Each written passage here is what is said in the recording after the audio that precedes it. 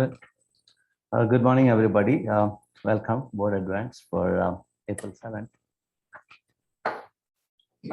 So the first item is flag salute.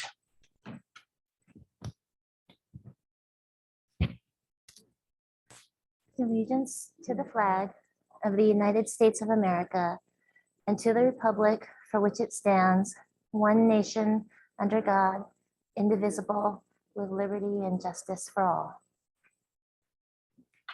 Thank you. Can we, this is a board agenda approval. Can I get a motion? So moved. Yeah, thanks, Sylvia. A second, someone second.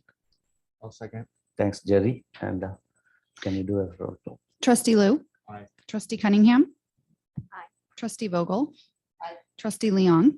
Aye. Trustee Madhato. Aye. Okay. Board agenda is approved. The next item is the communication, employee organization. Do we have anyone, Haren? No, we do not. Thank you. Then we'll go to the public comments. And as always, like we'll have the first 20 minutes for the public comments. And these are the items which is not in the agenda. And of course, today we will not have comments for the agenda items because of board advance, right?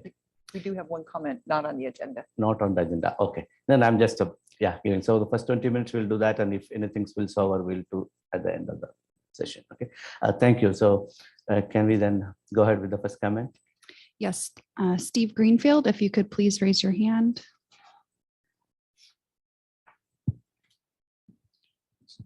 I don't see him in attendance. Okay. Then if he has anything, he can probably send us later. Thanks. And then let's go to the action item. We are directly going to the action item in the item 5. Is the ratification of tentative agreement. And can we have a, do we need a discussion? Let's put it on a motion first, then we'll have a discussion. Yes. Okay. Can we have a, I move 5.1. thanks, fellas. Okay. Thanks, Phil. Thanks, Laurie. Yeah.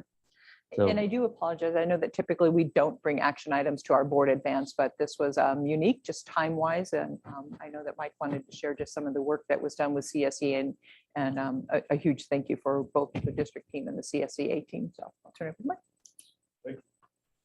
Yeah, like Stacy said, there was a lot of work to get to this point with CSEA. Thank you. Yeah, so we settled with CSEA pretty early on. And so when we took this forward, it's for the 6 and the 4, what we originally had settled with them. And so what we wanted to do is we wanted to get these folks, the retro pay, get it in their pockets and get some of these things moving. And then we'll come back after the other ones are ratified and give them the 1% that we would have for this year. So what you're going to see today is the 6 and the 4, and you're going to see the 6% salary schedule increase. Knowing that when the 7 is ratified, we'll go back and we'll change the salary schedule again and give them the 1%. And we just want to thank CSEA for really being partners during the whole process and taking into consideration the needs and the desires of their group as well as the districts. Knowing that that we had to, look at some layoffs and those kind of things during the process. So it was a good experience, and we look forward to working with them as we continue.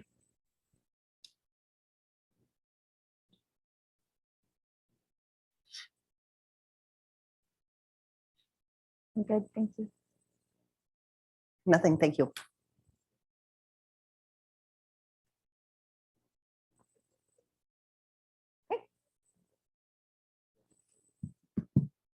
Thank you, Mike.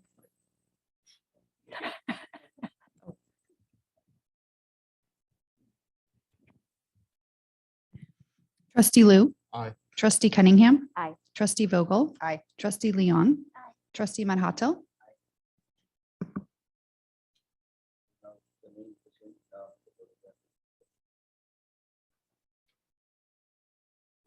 I will kick it off. So excited today. We actually have 5 different items that we wanted to bring forward. And before we jump into those, I really do want to just talk a little bit about the items as a whole that are on the agenda today. And one of them, I think Trustee Vogel several meetings ago had talked about when we were discussing the naming of the advance and made the comment that we don't retreat, we advance. And I think this is very appropriate because all of our items on here today are really what we've been planning with as we've been having our discussions, aligning our strategic plan, our district priorities. And so these topics are ones that we've been working on for months. And so our slides had actually been created several weeks ago, several months ago, as we continue to evolve in that vision of where we want CUSD to be. And so very pertinent topics that we've had smaller discussions about, talking about technology. Really want an opportunity to share with you where we are, but where we're headed with technology. The same for the arts and the music and the SITs in the library. We wanted to provide information about where we are currently, but then have that talk, where are we going in the future over these next years, and how do we ensure that we're supporting and building in those resources. Middle schools, this will be a continuation of that conversation as we look at equalizing those opportunities for all students across middle schools. And then really wrapping it up at the end that, budget is always an important part of it, and have that discussion and sharing the impact of the parcel tax and what it specifically does cover right now, and the impending it does expire in June of 2023. What would be that impact and how that fits into our future? And so, this is really those information items that we want to share with you. We're not taking any action on anything today. We really are just sharing information, getting feedback for you so that we can continue to plan out. I think the other important piece is we know that we are slowly making changes. We are identifying areas of needs across the entire district. They're not going to happen overnight. They're not going to happen in 1 year, but strategically we can plan those out for several years. And that's really exciting for all of staff as we start talking about what that vision is and seeing it start to come to life, and ensuring that we can bring it to life and prioritizing. So with that, I'll turn it over for our first session. It's going to be our technology, and Mahmoud will kick that off.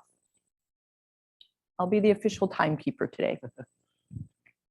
All right, good morning. So we wanted to bring back technology. We've been bringing different items for technology in the past related to some of the E-rate items. But I think for this session, we wanted to really take a step back, look at everything around the technology infrastructure and devices. It's kind of those silent items that are usually there and should be always working behind the scenes. We wanted to bring those forward and share a little bit about what we've been working on, some of the things we want to get to, and the next steps to be able to establish that goal. So one thing that you'll notice is we're not really touching on software here. We really want to talk about those behind the scene things, where it is the infrastructure, the devices, things that should, again, just be existent and functional within the environment, and not usually the topics that come up. They should be working in the classroom. They should be working with our support staff and our students. They shouldn't be an item of discussion typically for needs or not working. Software and systems are things that we can bring back in the future and bring those for conversations about how some of the tools are that we're using, whether it's our systems that we're running for our HR, or if it's our systems in the classroom, software in the classroom. Those are topics that we can bring in a future conversation. So on the first slide, so this is what I'll call, I guess, true infrastructure. These are really the core systems that are behind the scene, the equipment that's behind the scene that runs our whole network and our systems to make sure they operate. And really, we want these to be silent. We don't want anyone to bring up a concern in these areas. These are the ones that really should be functional, and there should be no concerns. I divided it into 3 categories. Some of the areas that we're working on now, and we brought those to you in the past. For example, the Wi-Fi district upgrade with middle school switches, we brought recently, part of E-rate as well. These items, our initial goal and what our hope was, is we're going to be able to bring back all the network gear, all the network switches for the district wide, even previous, but the funding isn't there. We're at the point where these were put in during the last bond and early during the last bond. So we're talking about 10 years old on network equipment and servers. That's a little long. We should be, we have to be at the point now where we're refreshing it. We are getting close. Some of the equipment we're actually hitting at an end of life, and some of the other equipment, it's at the point where it's slowing down. It is impacting instruction in the classroom. So we want to make a big effort, and our goal was really to get much of those done in that work in progress through the summer. And I'll share a little bit more later, but there's a challenge to that. That's really a nationwide challenge, and why that's, it's getting delayed slightly, which is really making it even more impactful for our district. The next in line, again, these are ones that I was hoping we could have gotten into the work in progress, but I'll run down them real quick. So our cabling, I had Pua pull the information on this. So we were able to do cabling under our last E-rate cycle, and E-rate cycle just started new last year. So it was like part of the last 5 years. We were able to do that for 6 schools. The bond was able to do it for an additional about 8 or 9 schools. The rest of the schools, you're talking about a cabling infrastructure that's about 15 to 20 years old. We're talking about original Cat 5. That was who put it in. It could have been even maybe during those media days where families helped put in some of the cabling. So it's old equipment, it's old cabling infrastructure that we really need to move forward with and refresh that cabling throughout those schools. We also want to complete the middle school switches. Again, I was hoping to hit this at 100%. We couldn't, because I'll speak to it a little bit more towards the end. All the elementary school switches, our data center, and from the servers and the network switches as well. So we want to hit all of those as soon as we can. The Mitel phones are one of the things that it would be nice, but it's one of those things that we could push down the road because it's not critical. The system's working, they're older phones, but they're working. So they're just pushed down the road. The next area is what we'd consider infrastructure that's classroom readiness is probably the category I'd put this into. So maybe not true infrastructure, but it's part of a classroom readiness or what we want it to look like. We do have a short throw projector project that we're hoping, and we're going to be bringing it to you guys in the next board meeting for approval to move forward with that for finishing up the short throw installations district-wide for the remaining classrooms. And the goal with that is we have a standard acceptable projection in every classroom that's predictable and functional. And again, behind like something that teachers don't have to think about. And there's going to be, we were really hoping to rip through them and get them done during the summer. Again, there's a delay there, and I'll speak to that again a little bit later. So the next piece is around getting the rooms ready for storage and charging. So in the past, there used to be labs. There used to be carts that are shared around the rooms. We're getting, and we'll talk about the devices for students a little bit later, but we're at the point now where there's a need in every classroom to be able to support that storage and the charging capabilities. And in the past, the schools have been taking on that responsibility at their level. And now we want to go ahead and look at establishing a standard district-wide in each of the classrooms. And then down the line, again, it's something that's been funded by the schools typically, or during a bond modernization of a building would be the projection for non-classrooms like the GLCs, event centers, and things like that. And I think we want to look at making sure that we can bring that back as a district process as well, to making sure those rooms, those buildings are ready. All right, so this last slide around infrastructure is, I'd call it kind of new, and I lumped it into initially I was going to have it as its own category because safety and security really is, but it really could be something that I can consider infrastructure, and I felt like it fit okay as an infrastructure item.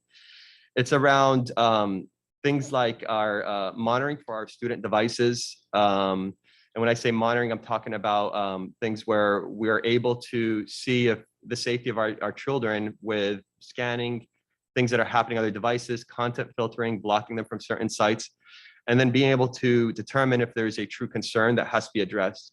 And these systems, we enhance these systems during COVID, and there's a COVID funding that was a one-time funding that was able to support us on some of these systems. But we need to look at continuing some of those systems in place moving forward, because they've actually proven their value. We've heard from the site leaders that some of these alerts that came up, some of these concerns, they were urgent concerns that needed to be addressed, and they were happy that the system is in place.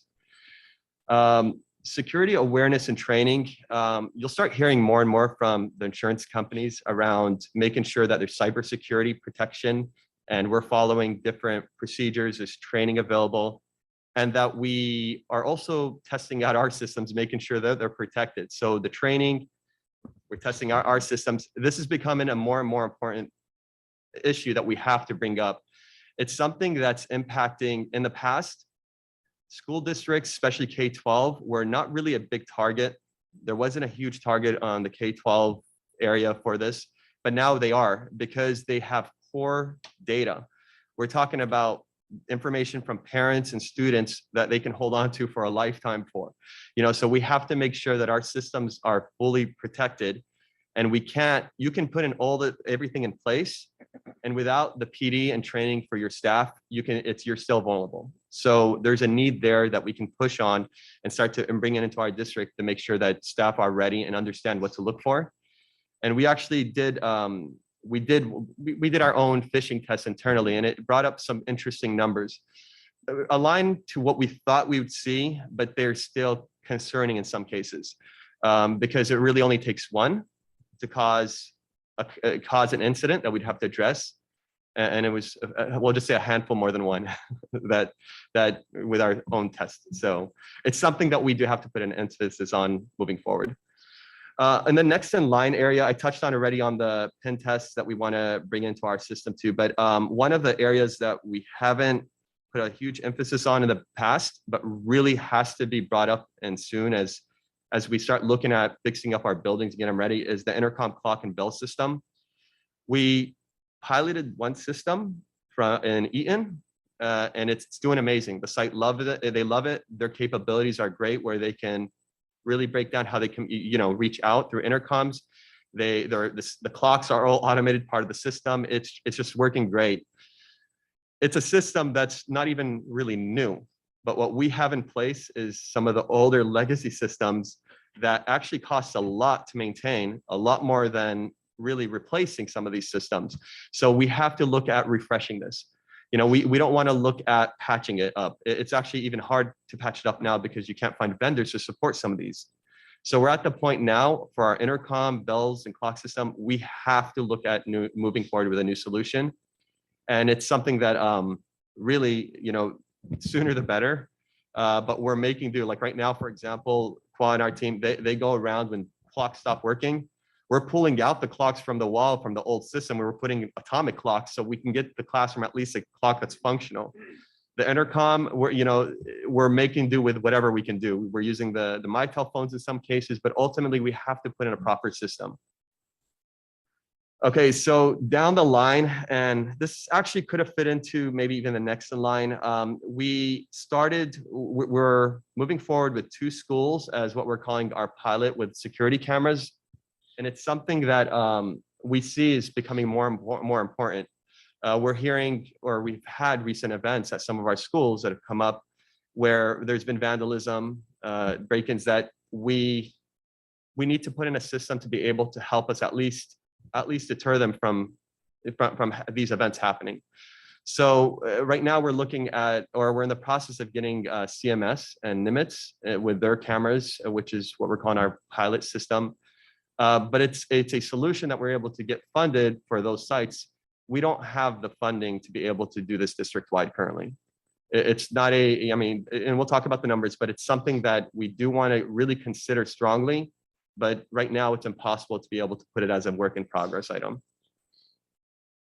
So I'm going to shift gears to devices. And the way I want to approach this is really sharing about what it looks like currently for students and staff devices, and then give a little bit of notes of some of our thinking. So the current landscape, or the life expectancy of a device, is like 4 to 5 years.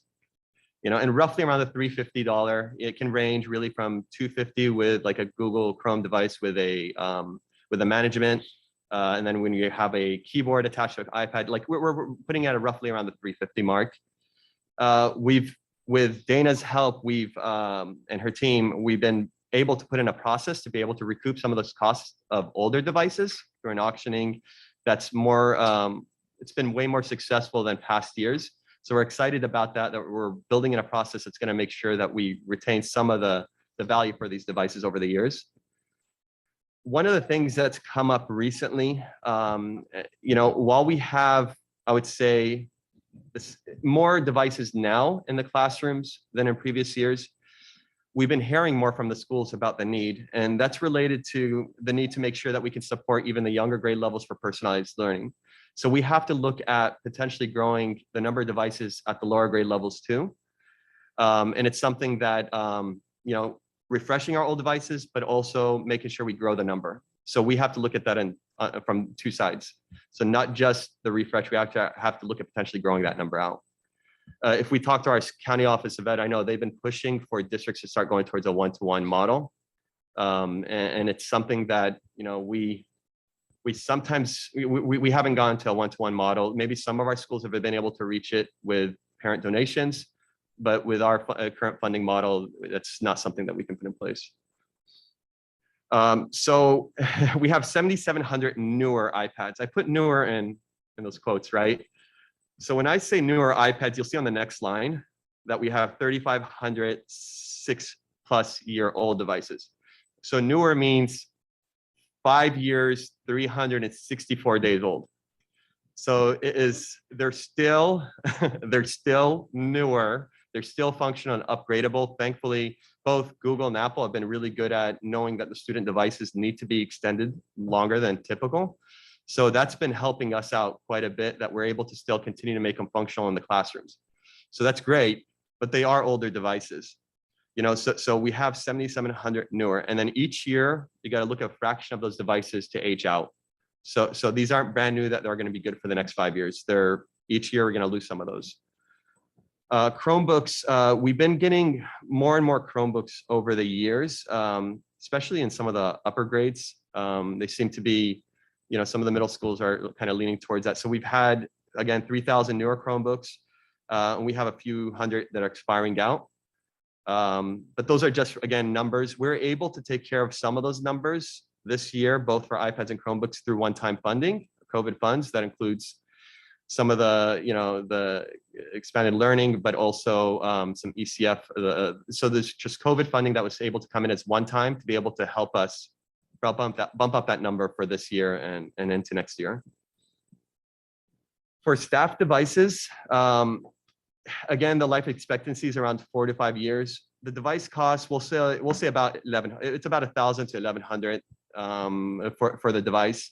And again, we've been putting that process in place to be able to recoup some of those costs. The areas of focus are specific to, so there's, and this is something that's come up quite a bit, especially after we've gotten out of distance learning. And during distance learning, our support staff, some of the IAs, the BIs, other support staff, they got more involved in supporting the students through technology. So now all of a sudden they've adapted, and now there's this need that when they got out and got back into the classroom, we're hearing it from all over. We need devices. They want devices. The teachers want them to have devices. So we've asked the schools to support that as much as they can, and then we'll supplement as much as we can to make sure that model exists. But it's pretty random as who has a device and what type of device they have. And then on the second piece of it, the certificated staff, we surveyed them recently around their device that they currently have now. What we've realized is the shift or the need that's happened over the last couple of years is also made it where the devices that they currently have aren't really as capable as what they really need them to be able to accomplish, especially if they're doing more of those online collaboration.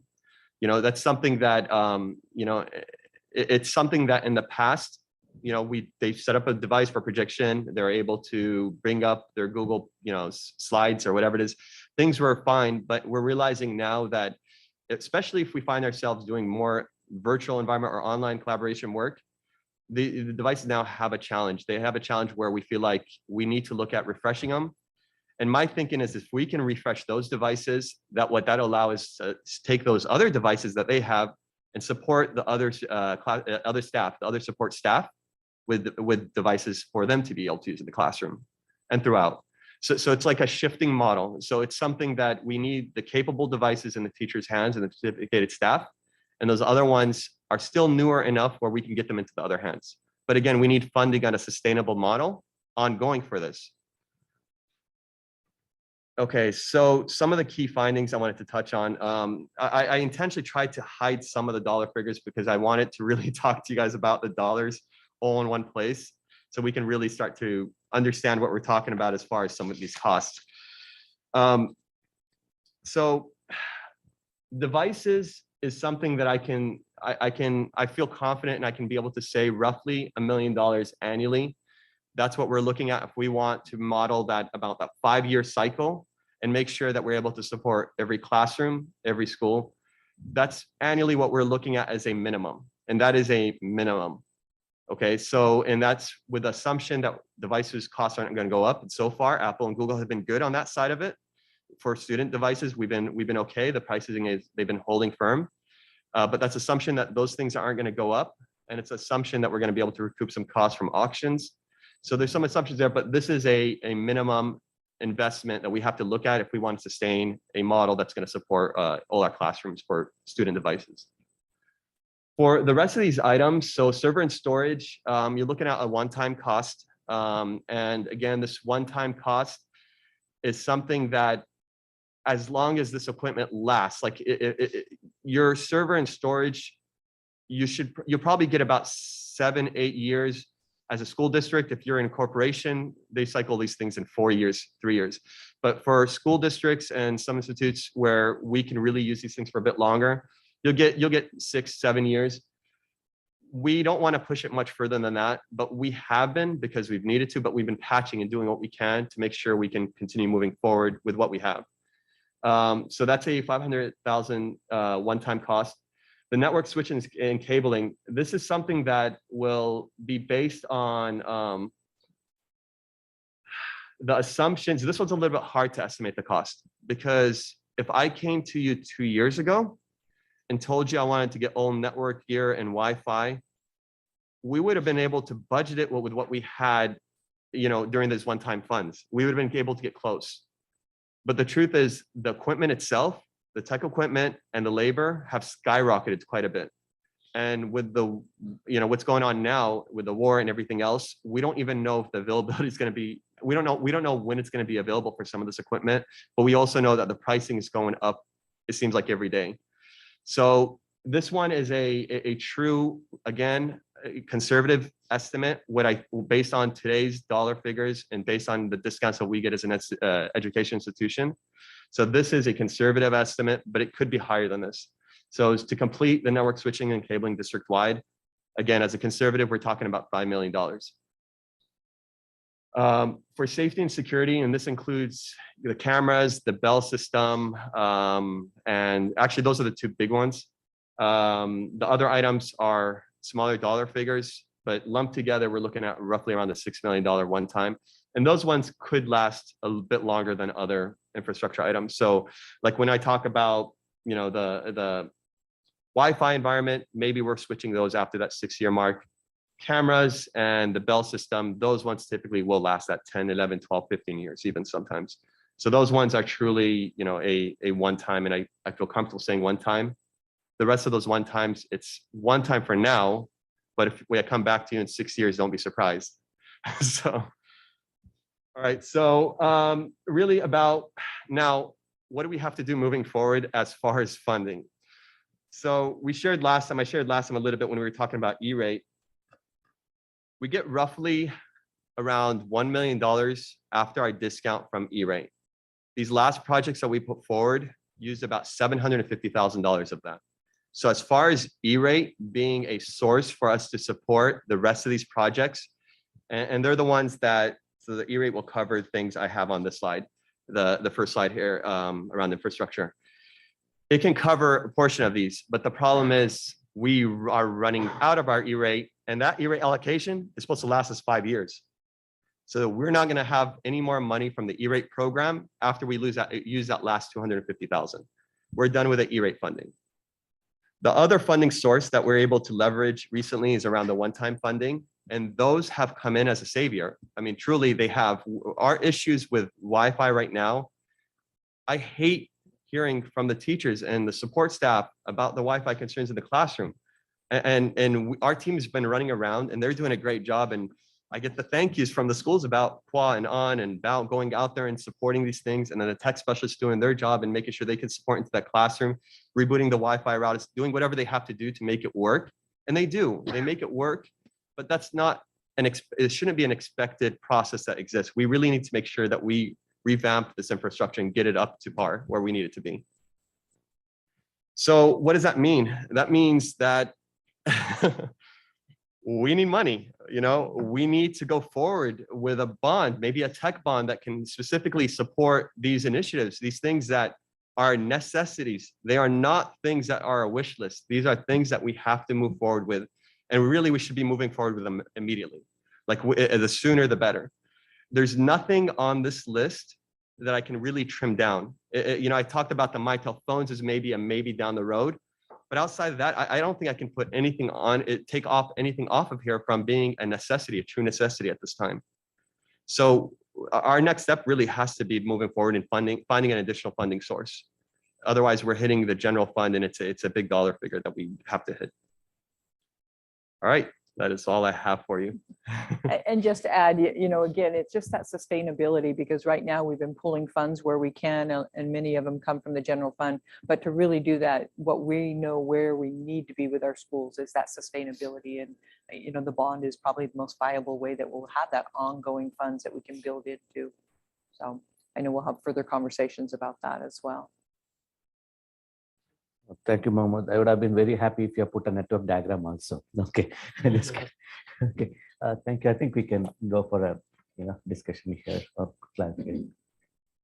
For 1 second. I can go first. Okay. Thanks. Rose. Mahmood, thank you for all of that update. Back on, I don't even remember what slide it was, 2, I think the short throw projectors caught my eye just because I thought that most classrooms I'd been seeing no more Vielmos, I'd been seeing short throws. So how many classrooms do you think approximately we have in the district that don't have short throws at this point? 250 that don't have any, 320 that need to be refreshed at the middle schools. Okay. And by refreshed, you mean the whole unit needs to be replaced, not It's just a new lamp or a new? Yeah, they're ones that were put in during the initial bond, and they're at the point now where they're truly end of life. And the newer ones, the great thing about the ones that we're looking at now, they're based on laser bulbs, or laser projection. So there's less maintenance, and that's been a challenge with some of our buildings that are, we'll just say that where there's heating, and if the heating is near the projector, it causes issues. So yeah, it's less maintenance. So it's something that we'd have to refresh for those as well. And the new ones, again, maintenance cost is almost nothing compared to the older models. Okay, so 250 that haven't ever had them, and then it sounds like another 100 or more that need to be upgraded. No, it's actually 300, and it's about we'll put it around 320 for the middle schools. And there's a handful of other schools that also had them as well that just have to be cycled out. The great thing about those is because we're going with just the newer version of the same projector, our installation costs on those is going to be very minimal. They're really just doing a physical swap of the projector. For the other rooms, there is an installation piece and I'll be bringing the projector one hopefully to the next board meeting for approval and talk a little bit more about it. Okay, and then so our in-house team can do all the conversions over. Can our in-house team also do all the installations for the ones that will be new installs? We won't be able to in-house this thing. So it is, because it's that many projectors, what we've done in the past, we've been trying to do it in-house as much as we can. It's taken us now about 4 years to get as many as we've gotten. So for those other rooms, what is it, about 300 or so rooms, we really need to go forward and get this done as a project. Unfortunately, we were able to secure the funds through the expanded learning. So through a COVID fund, we were able to secure it towards this. So we're thinking bring these guys in from the outside, get this project done, and have these classrooms as ready as quick as we can. I got you. Okay, so this one is hopefully a summer project if we can. Yeah, the only thing that would stop this thing from really being a summer project is the availability of the equipment. Got it. Okay. I think that's it for me. Thank you for teaching. Sure. I have a lot of questions. Oh. But, I'm trying to kind of group them. Maybe we start with the budget first. So if we go to that last slide about cost. could you talk a bit about what it basically costs the district today to provide IT, both in terms of, I'm interested in the breakdown in OpEx, what it costs to run it, and then the kind of capital spending we need to be able to kind of keep our equipment, refreshed and all that. Okay, so can you repeat the first part? It was Yeah, basically, how much does it cost to run your group, or Oh, okay. how much does it Okay. cost to run IT? Okay, I got you. Operational expense from that standpoint? Yeah, I'd have to bring back the exact numbers, and those numbers are probably going to look a little different next year than they look this year. Yeah, but I can tell you, I looked at them recently where a lot of the things that are not here roughly cost us around the 1.5 million. But again, I should probably bring back more firm numbers. And then these items like the student devices, staff devices, things like that, trump that by far. And that's why I kind of like to separate them actually on my own budget. I do separate them out. Right, as you should, because they're very different. Right. So I want to double click on the two items here, the big ticket items here. Mhm. So you talked about pulling new cables.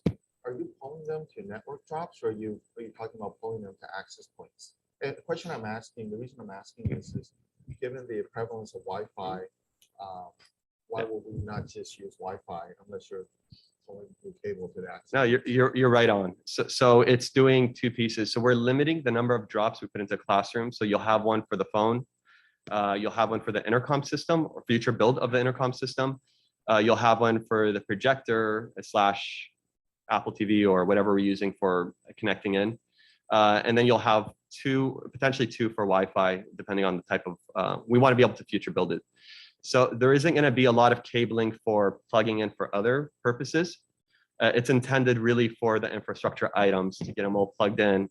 And then you're right, Wi-Fi is truly the only system that we're really using as far as connectivity now. But it sounds like you're putting in drops, or I guess I'm inferring from what you're saying, you're sort of planning for the future when there's a lot of multimedia, and that's why you want the network drops in there to do TV and video, those sort of things. So it's only going to be to support those things, and then the fiber that connects from those IDS back. So we're going to have to refresh the fiber. And the reason why for a lot of this is, for example, the new access points, they're multi-gig access points. They're great. They're awesome. The problem is our drop that's plugging into it, especially if it's a longer run, it's not going to be able to support it. So we have to throttle it down and make it so that the device is functional. So we need to refresh those cables. Again, the intercom system, we want to future-proof the room, getting it ready. So we put in a cable for that. But ultimately, you're right.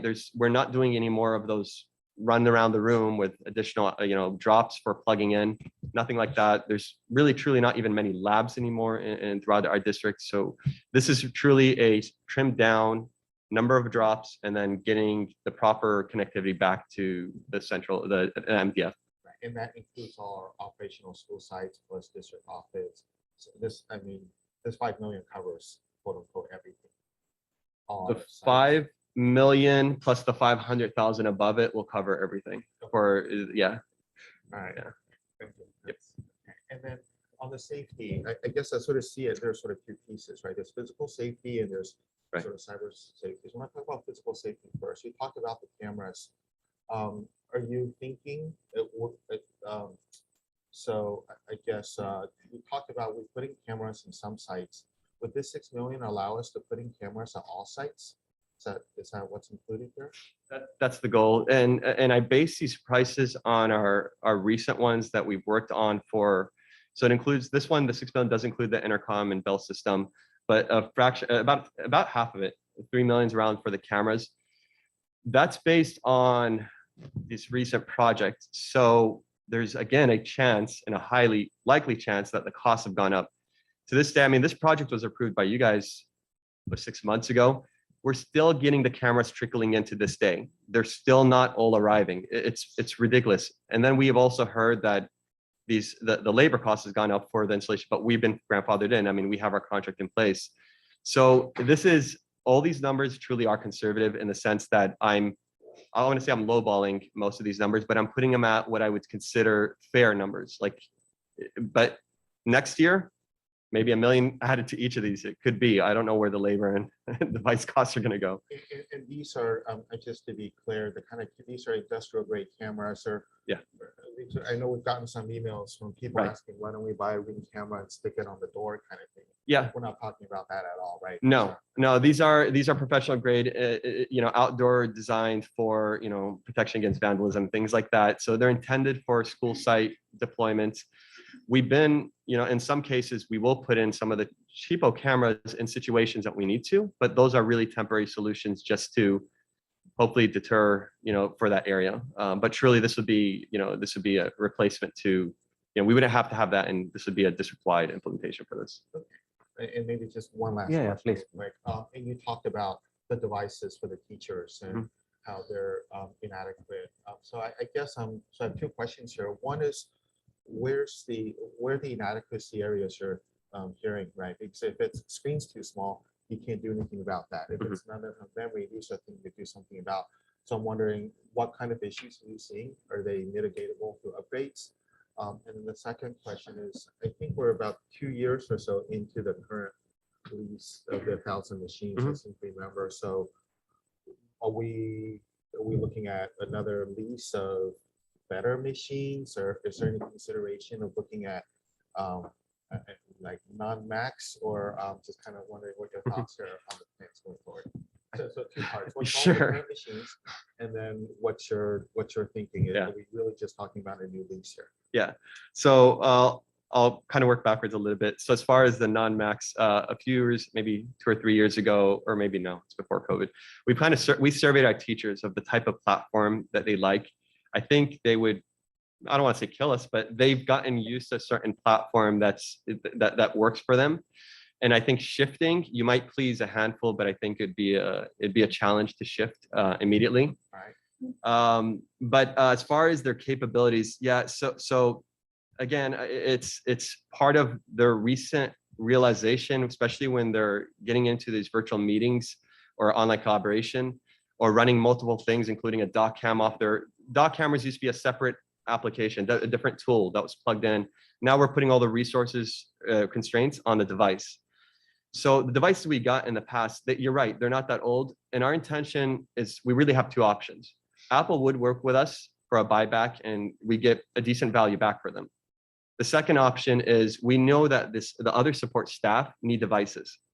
So we have to figure out a way to get them devices. So we can either look at shuffling the devices down, or we can recoup that cost and maybe put in Chromebooks for the support staff that, maybe that's all they need because it's just web enabled and it's capable to support as needed. So those are conversations we're having internally about some of the options that we can look at. And before we go forward with a big replacement, it's going to be something that we'd have to bring back to you. We were able to secure, I can share this piece of it. Part of the reason we surveyed is because we were able to secure some ECF funding, the Emergency Connectivity Fund, for staff devices, but they will only cover around 400 and with tax around 450 of the cost. So we would have to take on the additional cost ourselves, and then we can go ahead and replace those devices. I don't want to let go of that $450. So I do want to take advantage of this grant and bring in those devices. And it really does have to go with the teachers, because it has to be devices that are supporting students and they use them also off campus, on campus or off campus. So I need it in the teacher's hands. So I do want to go forward with that. And then those other devices, again, the two options, we either drop them down or we recoup that cost and bring in other devices for the support staff. Got it. Great. That's our goal. Thanks. Thanks. Thanks. Thank you. Great presentation, thank you. And I'm particularly excited about the whole auction notion that you and Dana came up with. I think that's great that we're recouping some costs there. My biggest concern is about the annual cost, the $1 million annual cost. And I'm wondering if that includes everybody in terms of refreshing devices, or is that just kids? That is a conservative number with the minimum that we need to support both groups. Not the one-time refresh. So that one-time refresh of getting in the staff devices, it looks bigger one time, right? But if you are going to break it down to a 5-year window, yes, $5 million in 5 years is what we need to support both groups currently. And then $1 million annually supports both groups. Yeah, so yeah, exactly. So I broke it down to what an annual cost is, but you might see me come back with, we need $1 million worth of staff devices in 1 year. So I'm going to come back one time, but then that means I don't come back to you about staff devices for 5 years. Okay, so it's all based on 5 years. Yeah, the 5-year cycle, exactly. Great. Yeah. Okay, And thank for you. student devices, I'll share for student devices, we don't, we typically do not get them all at once. We intentionally stagger them in. Right, Yeah. right. Okay, thanks. Thanks, Satish. Thanks. Sylvia. Just to piggyback on that question, the devices isn't just like the laptops and the Chromebooks and iPads, things like that. That also includes like the projectors and the switches and all that stuff, or is that not? No, Just anything like, it's a good question. So that didn't include, so on here, I didn't put some of those other items. You're right. There's additional costs for that classroom readiness. The projector one I didn't add because that's already in the works. So I didn't add that on here, but one that I probably should have added is around the storage and the charging. That's a piece, again, it was always handled by the site level. It's something, if we want to consider bringing that back at the district, there's an additional cost there that, yeah, that hasn't existed in the past. so I guess I have a bunch of questions too. Maybe start with my big picture question, which is, I guess I'm just trying to understand in comparison to other school districts, where are we technologically? Like are we about roughly the same? Are we behind Yeah. by a few years? Are we ahead? And then like monetarily, is the cost so high because we have so many campuses and sites, or is the cost high because the technology itself is expensive? Just help me understand kind of the scaling Yeah. of it.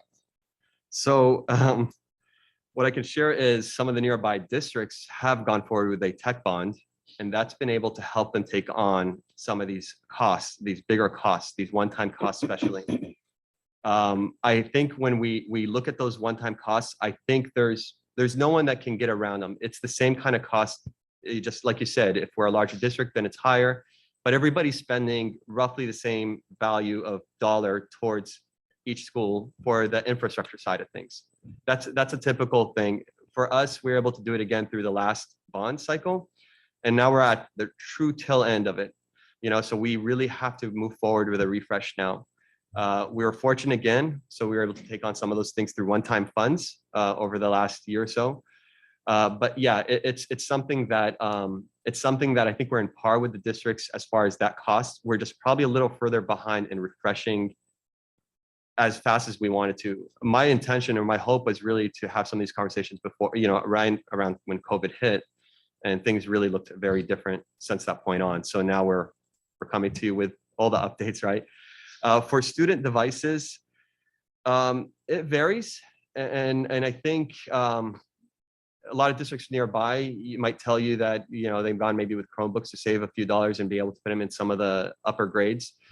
But overall, it's probably still close to the same cost of investment. There are schools that have, again, reached the one-to-one model, and there's some schools that it upsets me, but the fact is they're beyond one-to-one. They received additional funding for devices when they're already a one-to-one model.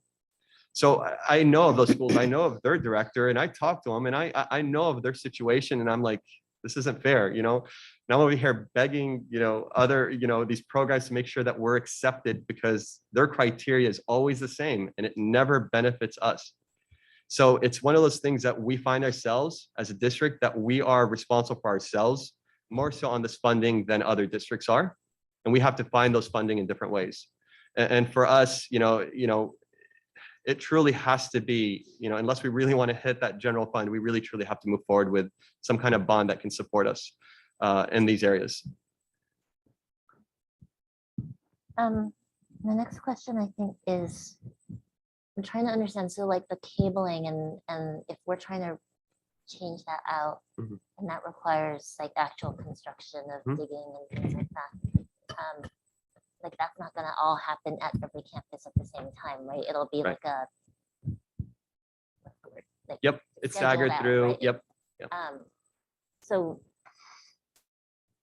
what so for for the campuses that are last on the list, or the last, like 5 or 6 campuses on the list, is there a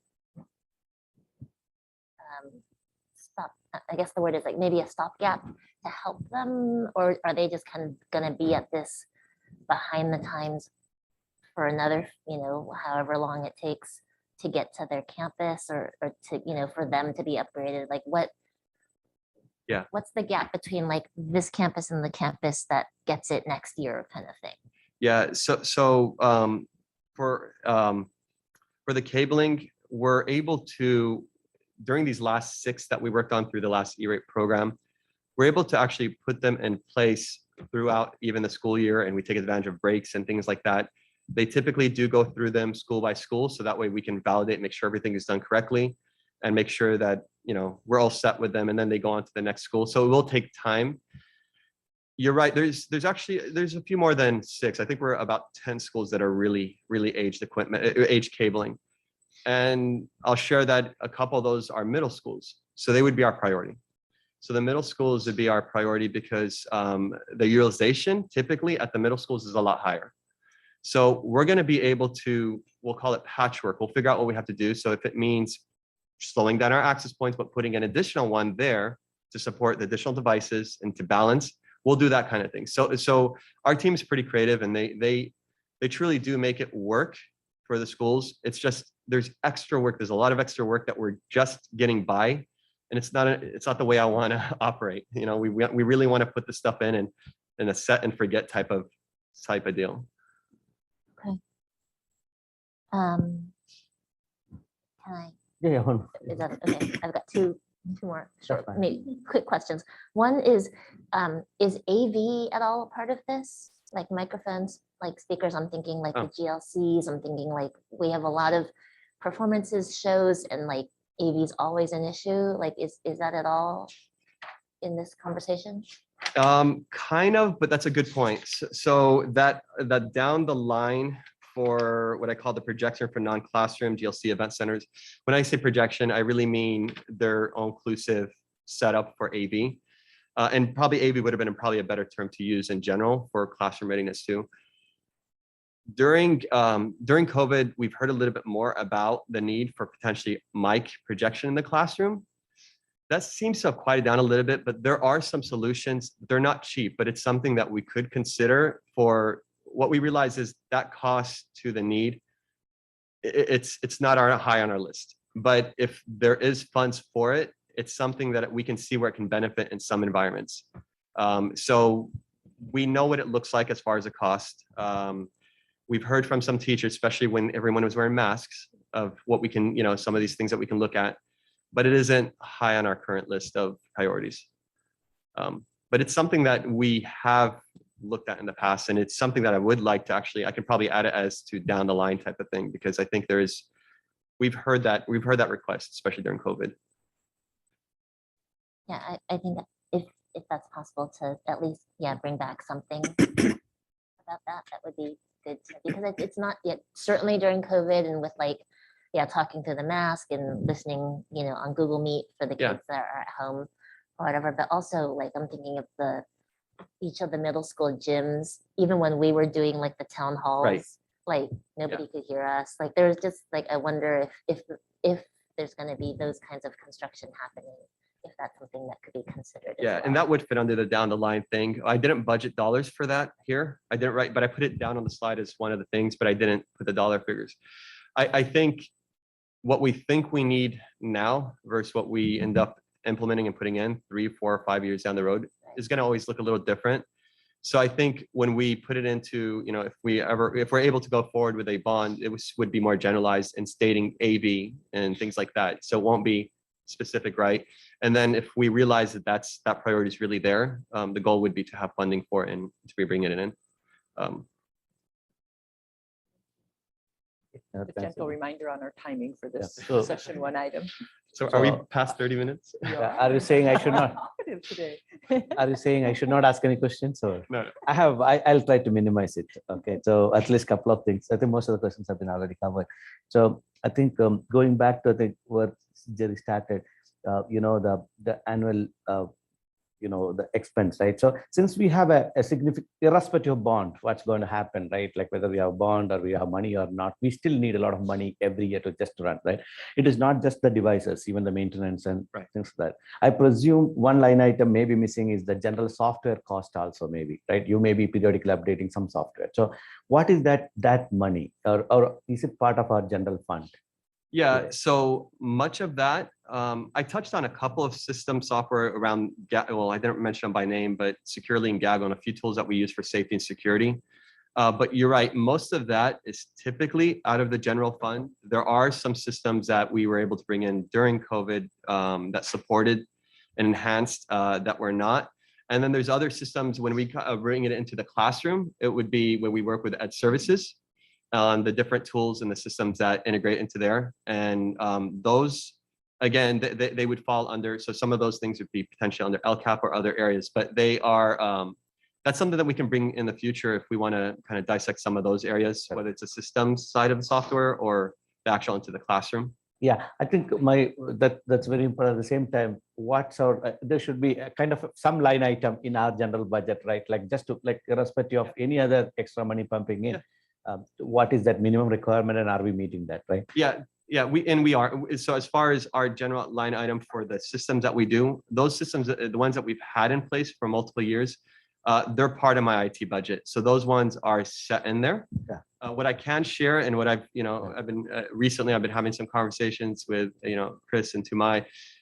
Those costs are all going up. I can share that. Okay. So there is going to be my budget, even for my core side of things, as Jerry mentioned earlier, like that side of things that's not necessarily these other buckets, is going to be going up this year. So it's something that we will have to adapt into the general fund typically. Okay. Then in your general slides, right, work in progress, next in line, and down the line, right? So I presume work in progress we have funded already, secured money, right? We don't have any problem. Correct. And next in line, does it have money, or you're waiting for something else, or you have partially money? There's a little bit of E-rate money left, not much. Okay. We got to see what the dust settles on the remaining of the grants that were put in for, but I don't think there's much left there. I think we're cleaning that up pretty good for all these other services that are going forward. So nearly all of this needs money. And it's not something that we're able to budget for at this point right now. Okay. Or if we are budgeting for it, we're pulling from somewhere else. I think it speaks really loudly to the conversation about looking for a tech bond, because that is the one way that we would have that ongoing funding to make it sustainable and doesn't every year have to pull from the general fund, which we do now. So would you be able to prioritize some point of time? Let's assume we are going for a bond, or okay, so irrespective of the outcome, right? So outcome can be anything, right? So worst case, what happens? So we have three sections here, right? We have the devices, we have the other some infrastructure, and the big infrastructure, right? I'm just using the layman's term here rather than technological terms. So would we be able to prioritize, or this all, I know as a technical person, I know it's all interlinked, but would you still be able to prioritize within this? Because some of the price is very high, right? In terms of Yeah. And obviously, I mean, this is just the information, right? So obviously before we're able to, even if we've secured those funds, we'll be bringing each of those items to you guys, and you'll be able to see and have an idea of what we're prioritizing, and we'll be sharing that for approval anyways, as they come up. So that's something definitely as we get to that stage. But we know what they are. I mean, we know what these priorities are and what needs to be put in place, and we'll be able to share that with you guys for your approval as they come up. Okay, thanks. The last one is the 20% middle school. Is that 20% of middle school? That is one of the schools, or is it 20% of the switches in the middle school? What is the reason it's just of 20% all around. So we're able to. We couldn't refresh everything. Some of it because of cabling, some of it because cost.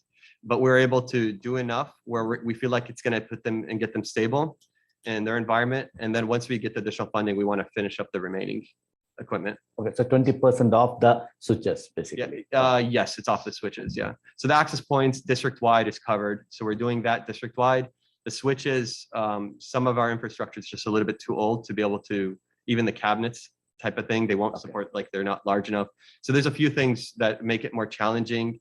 And we figured this priority was put in for that other 80%, we'll say. And that number isn't exact when I put in 80-20. but it's close. But this other 20% was really about completing those that we figured we can push down the road because of cost. right Okay, now. and we have a deployment technical plan, means in the sense like we are going for multi-gig and things like that. So looking into like some 6 years, 8 years, 10 years, whatever the year out, like we are looking when we are planning this, especially the switching and the cabling and things like that.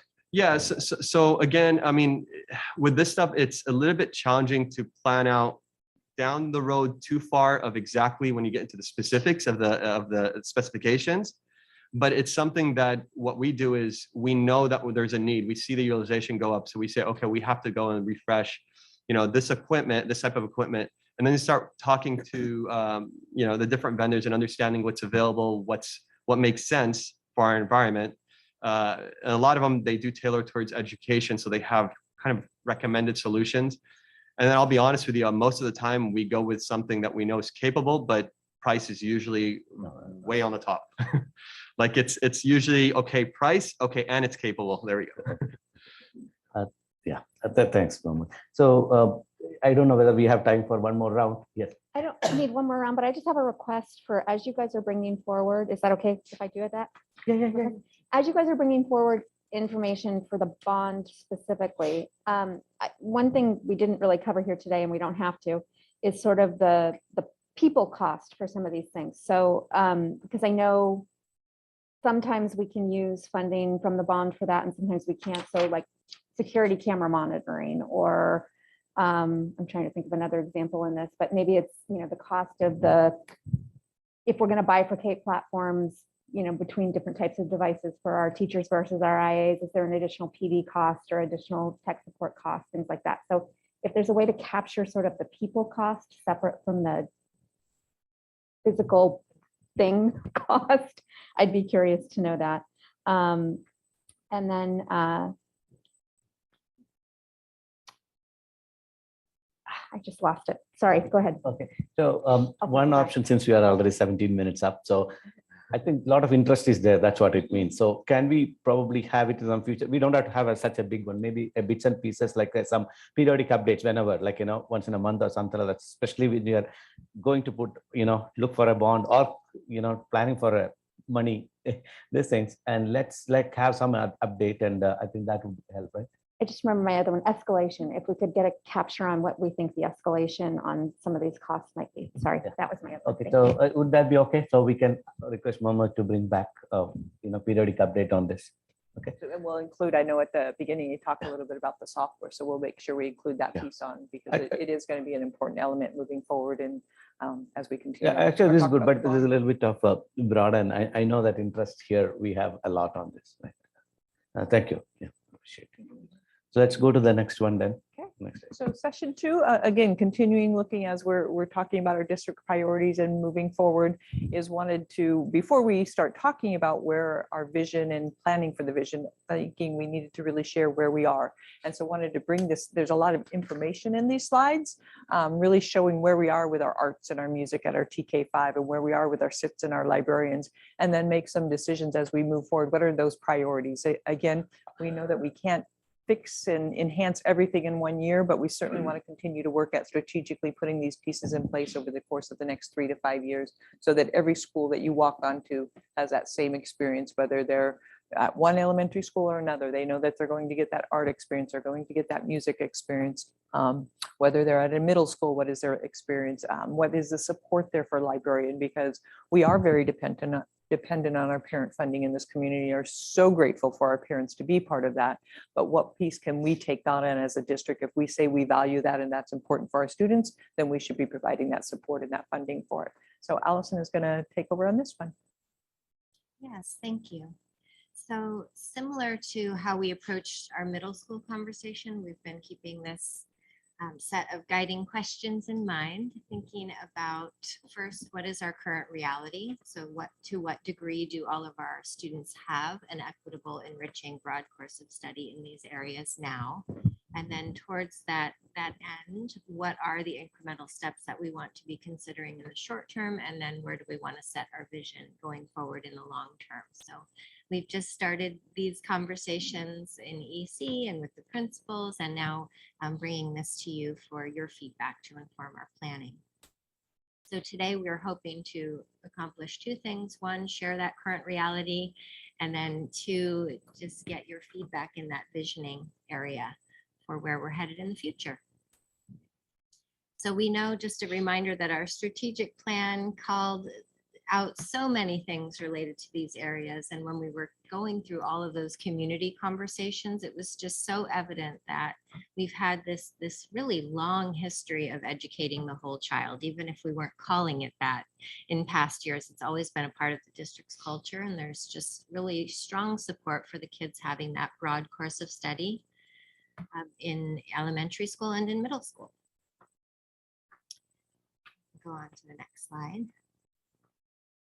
And in that strategic planning work, we also laid out the portrait of a learner, talking about what we hoped our student experience would look like.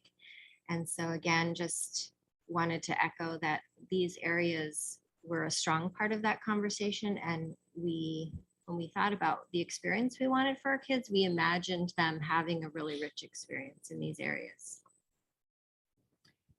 The state also agrees with us, so just something to know is that we do have arts standards, for example, and this is something we have been reporting on in the LCAP. You might remember there are those local indicators about, are we offering a broad course of study?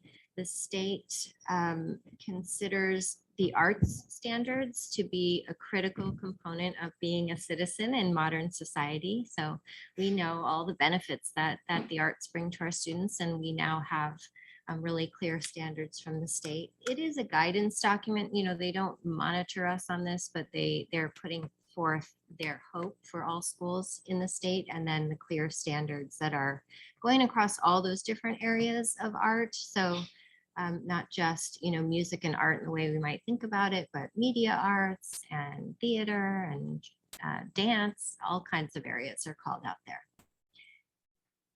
And I should say too, when we're talking about art and music, that we know that in middle school, we have lots of rich opportunities for the kids to participate in elective wise. So we have about 40 to 50% of our middle school kids are taking a middle school elective in the arts.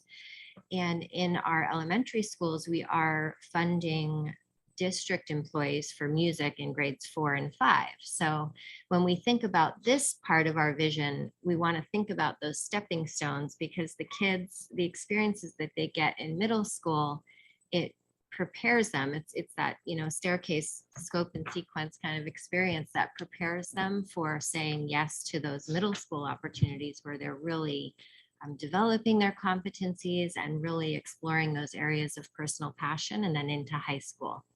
So we have these, and we can go back. Yeah. Okay. We have these informational charts here, thanks to Erin taking our spreadsheets and making it something that we can we can read. There's a lot of information here. I'll just call out the things that I think are most important when we're looking at all of this information. One is that we do provide district funding for the schools to choose what they want to do for primary music and art. And that dollar amount in recent years has been $18.50 per student. And the schools decide how they want to use that across the concepts of music and art. So they have that flexibility. So where we see $18.50 on this slide and the next slide, it's the same $18.50. And also, over the years, we've received donation funds from CEF and also the parent groups at each school site. So we can see here that all of the schools are spending above the $18.50, and the degree it varies depending on how much additional funding they have from that donation point of view. I think the most important number to focus in on when we think about the student experience is the red number, the number of sessions.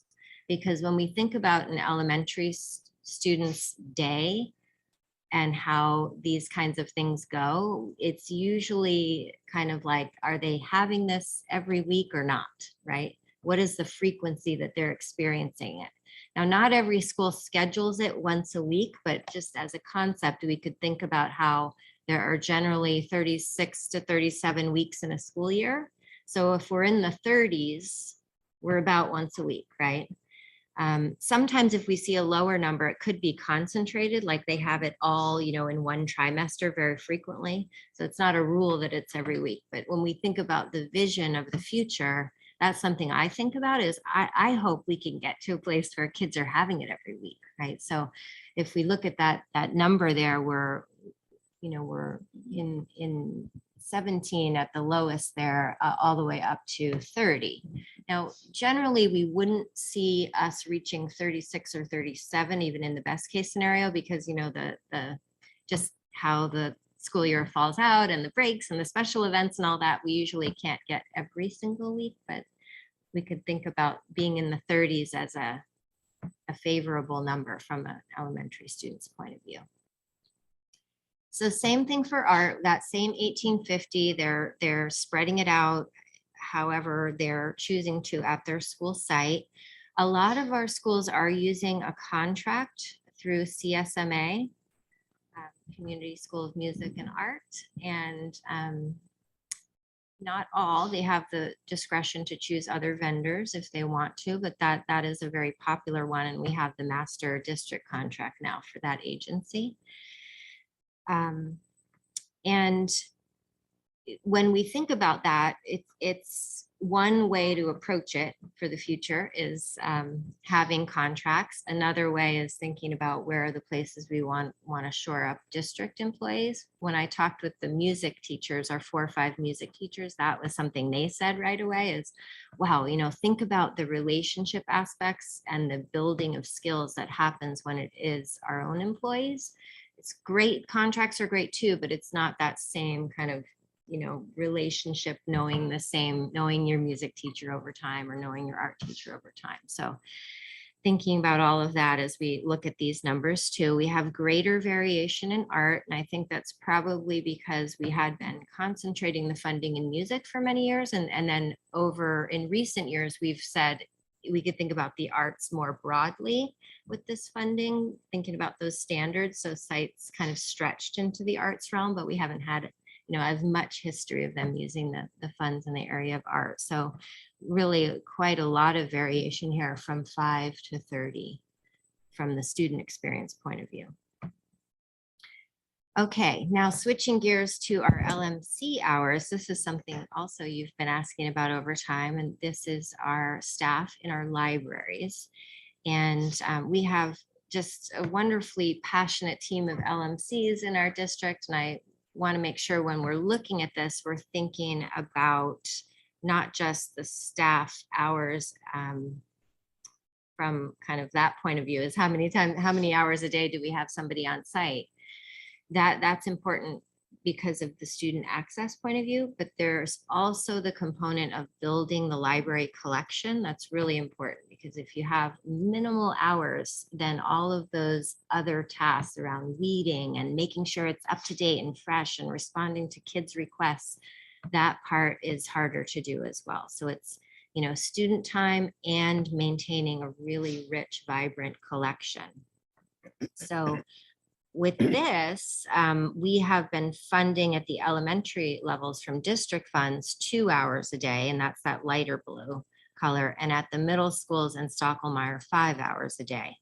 And then again, just like in art and music, sites with their donation funds, parent donation funds, are filling in other hours where they can and where they decide to prioritize that funding.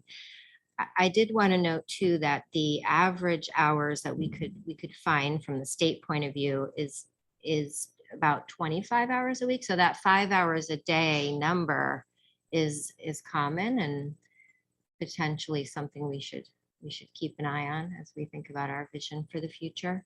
I think I would add on that part is that as we looked over the course of the last couple of years, as we were doing reductions and layoffs, as we were trying to keep our budget fiscally solvent, is when we talked about cuts, that was one of the areas that we did cut. And so at one point we were funding district-wide higher hours of our LMCs, and each year over the course of the last 4 years, we've kind of chipped away at that down to that 2. And so really looking at how do we return to that level that we were in previous years to be able to support the students.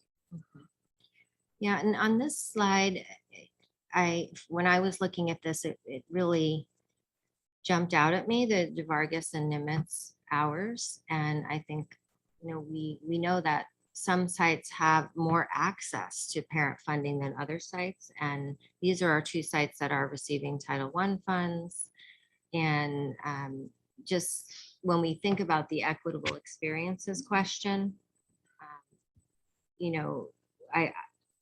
this is one of the areas that I think we should address in the short term, because how much access kids have to books and reading materials that are of interest to them, it is so important in the elementary years. So, keeping in mind as we think about the future, where are we comfortable with flex and where do we want to ensure that we have a guaranteed kind of rich program across all schools? Okay. And Mahmood's going to take the sits. All right, so a similar slide. Yeah, thanks again, Aaron, for consolidating all that data into a single slide.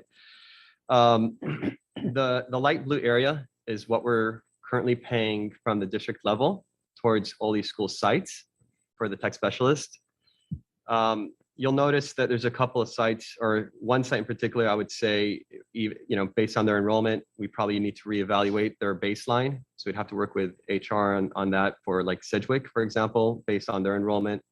But then also Dilworth would probably have to be one we look at for next year as well, even if we're not discussing any changes. That's just what needs to be an immediate thing that we have to look at moving forward this coming up year. But the area that I really want to focus on is about the dark blue area, the site additional hours and how it varies. This is something that from the district level, we really just leave it up to the sites on how and why they add those additional hours. And I'm going to come back to the slide for a second, but I'm going to go ahead to the next slide and kind of highlight some of the responsibilities. And I want to start off by saying that this is by far not even close to the kind of duty or the work that they do day to day at the sites. This is really just an abbreviation of some of these duties that happen day to day at other schools. So that light blue area on top, that area is a typical practice of what over the years kind of started to become their focus areas. Typically, we're dealing with things like inventory, supporting the students and staff, and making sure that they have the devices they need. But some of the schools found this, some of the schools that they had this need, and they had a capable individual that wanted to take on that need to have additional hours to support these other areas in the dark blue.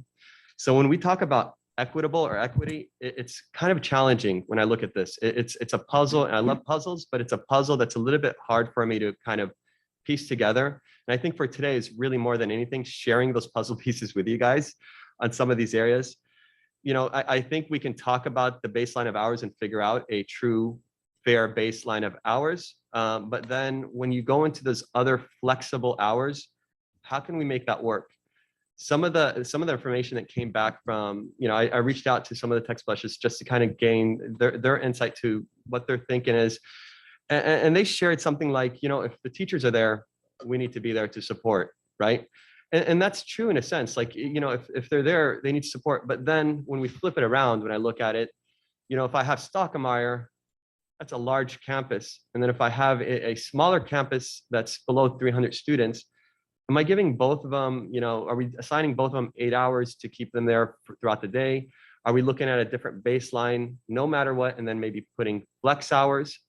So that's where let's go backwards. That's where I kind of look at this, and I'm trying to figure out how you make this equitable, knowing that each site has right now currently its own true needs, like or at least their perceived needs of their site.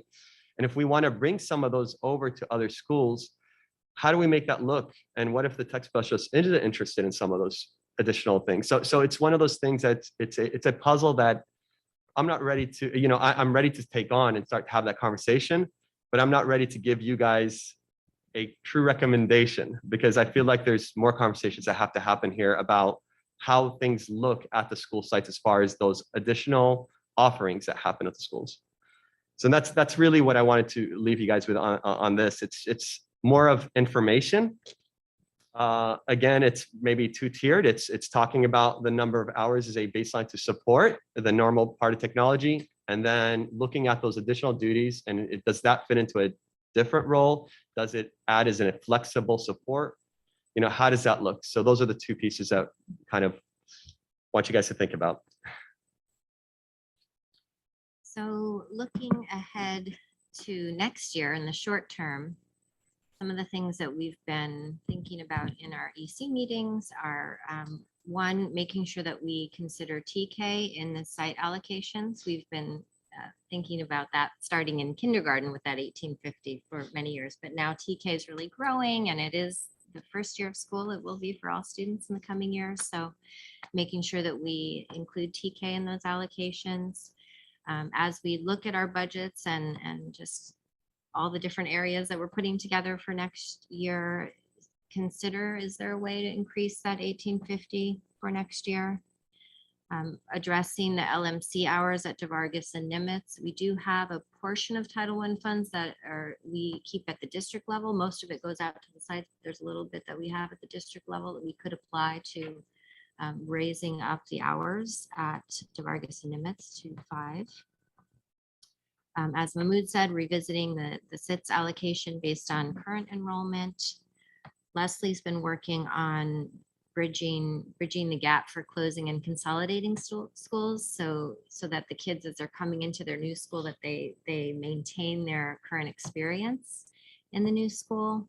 And then just on that broader visioning piece, as we're working on the LCAP and looking forward to try to set some short-term and long-term targets and really clarify our vision.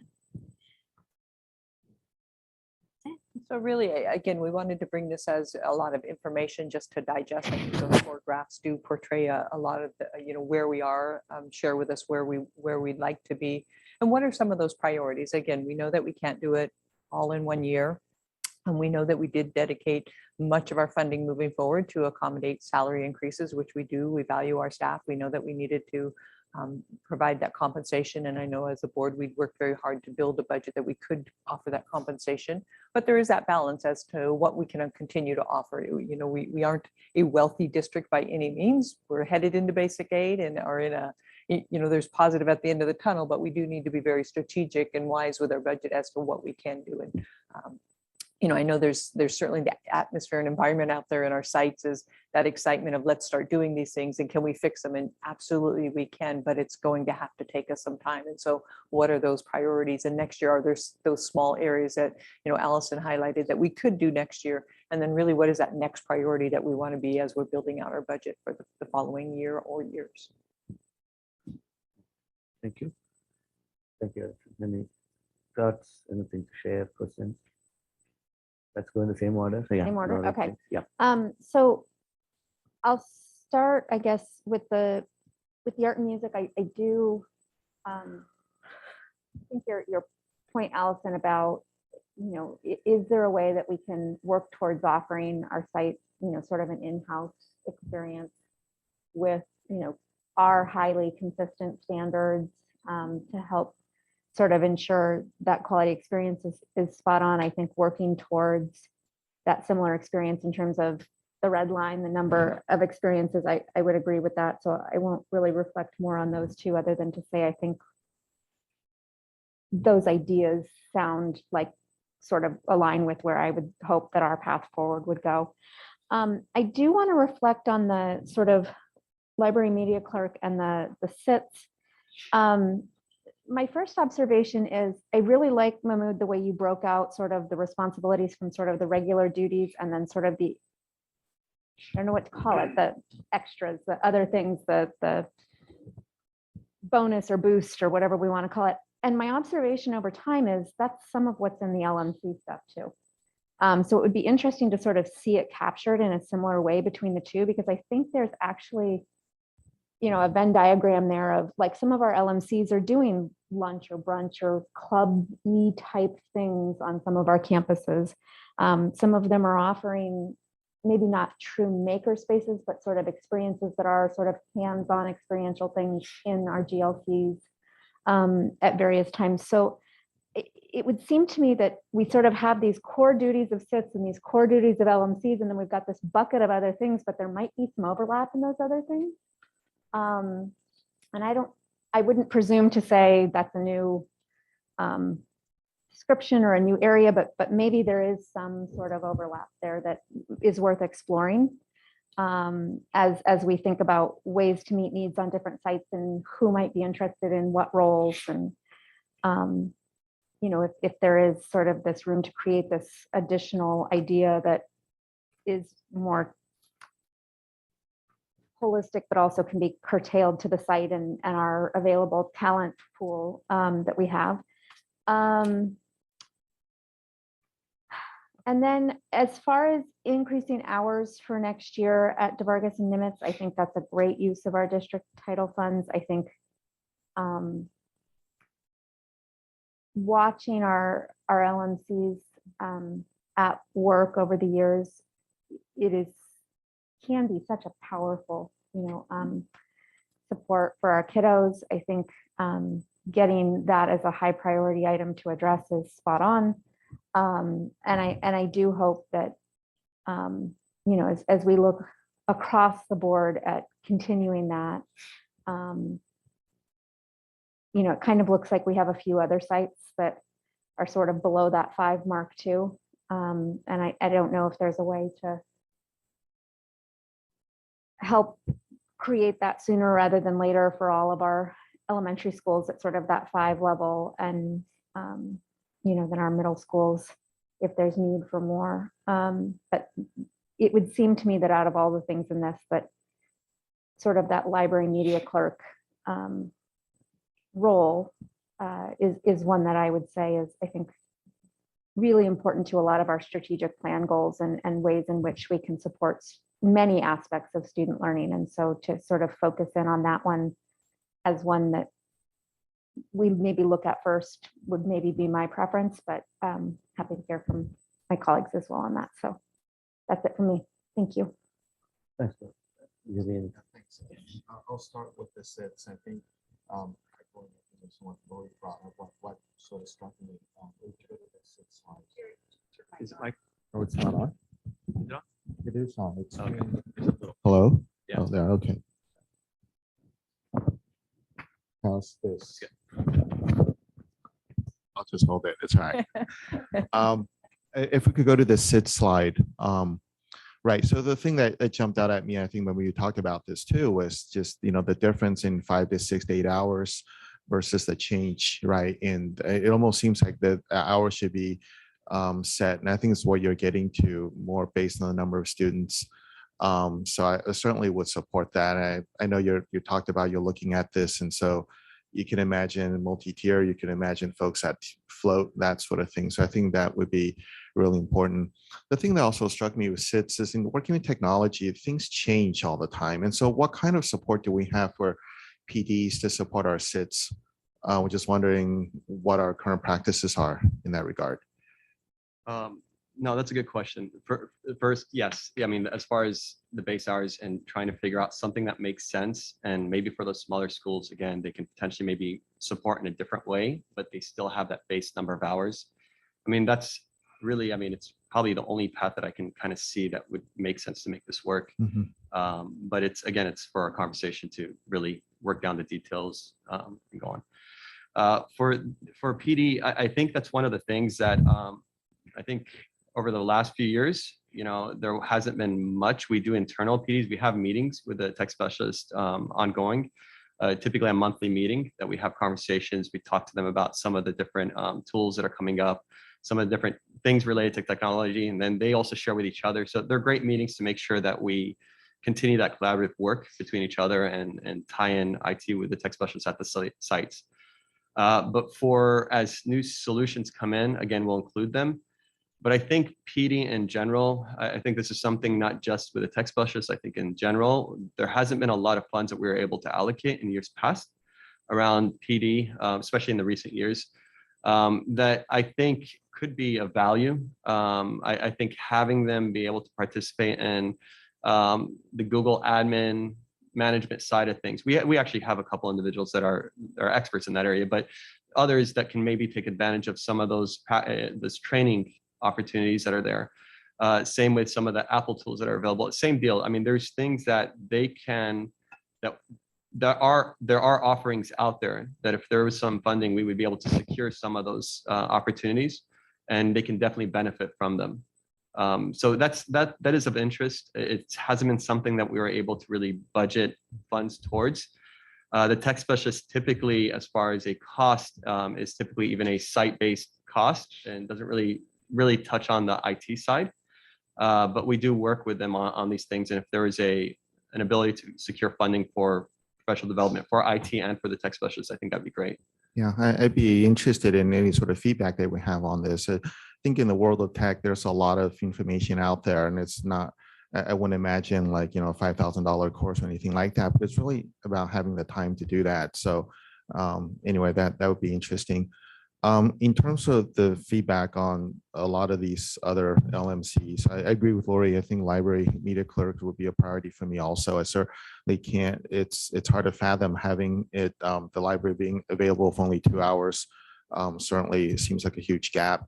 I also recognize that most of the things we're talking about here really comes down to money. I think if we had a big fund to draw from, then all the histograms will look flat and that'd be the end of that. So certainly understand. And so all I can really say is all the potential steps you've listed here, I agree with. I would really leave it up to staff to prioritize this way you see fit. But I do sort of have a bit of, like Lori, maybe for the LMCs, and if that's something that could just put a tiny bit of weight, a thumb on the scale, I guess I would. So, all right, thank you. Okay, Thanks. So I agree with both Lori and Jerry. I think all of these potential next steps for 22, 23 should happen. And I think sooner than later, because that's one of the promises we made when we said we were closing schools, that we would do these things. So I'd like to move forward as quickly as we can. I would love to have kids, all kids across the district have music and art every week. I would also love it if they were in-house people, our own staff, as we do in music. I think the curriculum that we have in music, where it kind of relates to the social studies curriculum and moves through lycoscope and sequence for all of our kids, would be awesome if we could have it for some of the other disciplines in arts as well. I think the music one has been really good. In terms of the SITs, I think they're super important to give them as many hours as we can based on some of the things you said, Mahmoud, maybe students or whatever, but more devices in the schools, and more of the schools now are using, I don't know if it's higher level, but we're putting maker spaces and other things into some of our schools where kids are learning to use things beyond just a laptop and a whatever. So yeah, so I support all those things. My only question, Allison, is are any of our libraries doing much with online books, or is it all still books? Yes, we do have an online library that they maintain now, and we have stats on how many books are getting checked out electronically and all of that. It's a really big, important part of the library now. We put funding towards it every year, and they select their titles for inclusion in the electronic library. So are they pretty well subscribed, or are the kids, I mean, Yeah. is the it kids- like half and half books and online, or not quite that much, or do you even know? I'd have to pull the records. I know just anecdotally from the meetings that this is something that's really important to the LMCs, and they talk about how we need to keep increasing it and make sure, because the kids are asking for it. And I don't know if we know if it's half and half or how that's going, but it is, because it's accessible all the time too, on breaks and things, right? They can just, they refresh their titles as they need. They don't have to wait for their next library slot. So we have been growing it, and I can get some info and put it in the board update on how many checkouts we have. It's pretty fascinating. That would be great. I would love to see that. That's it. Thank you, Satish.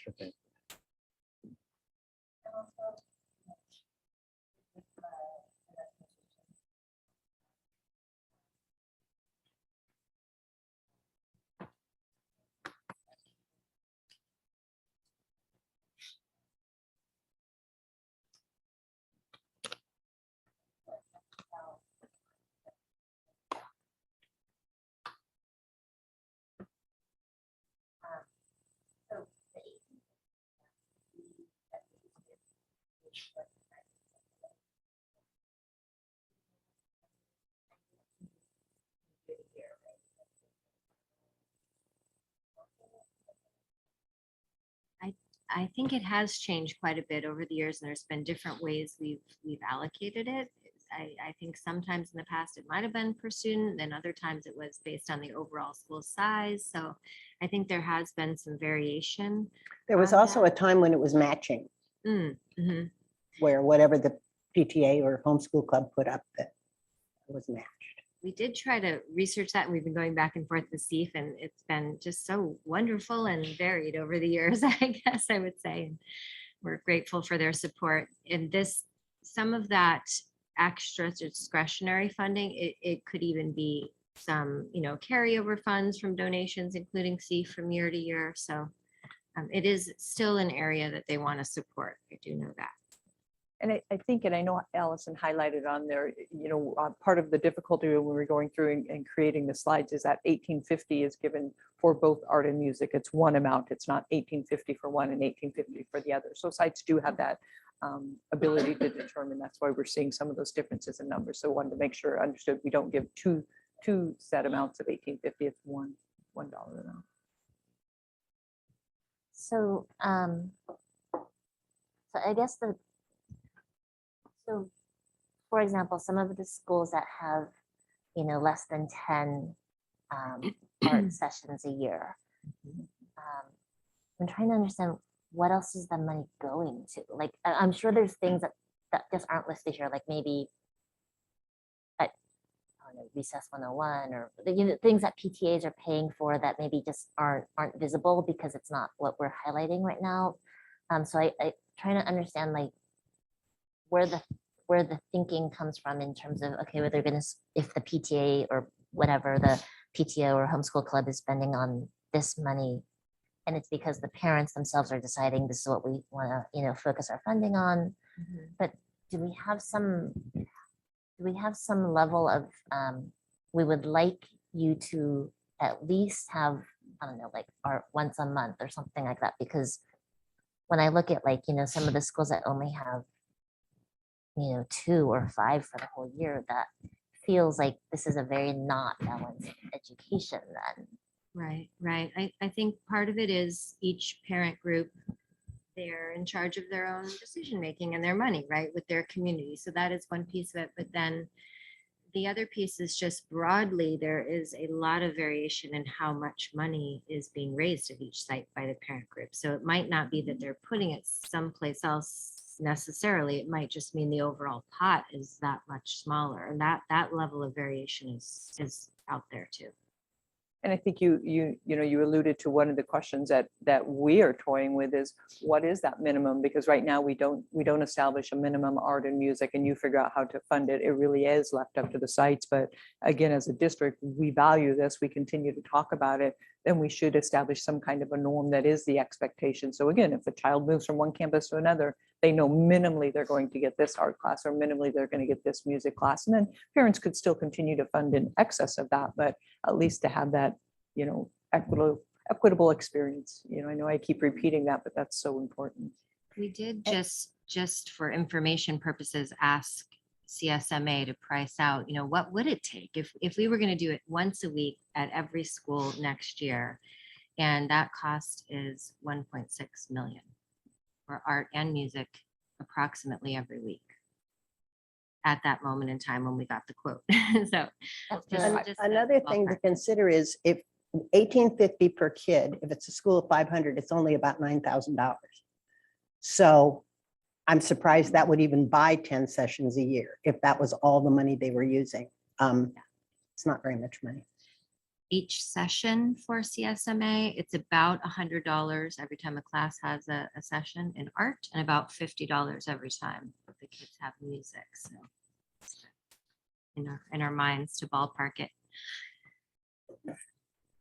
I would very much be in favor of having some discussion at some point about like some standard across all the schools that they should at least be getting this minimum level instead of having it be so varied.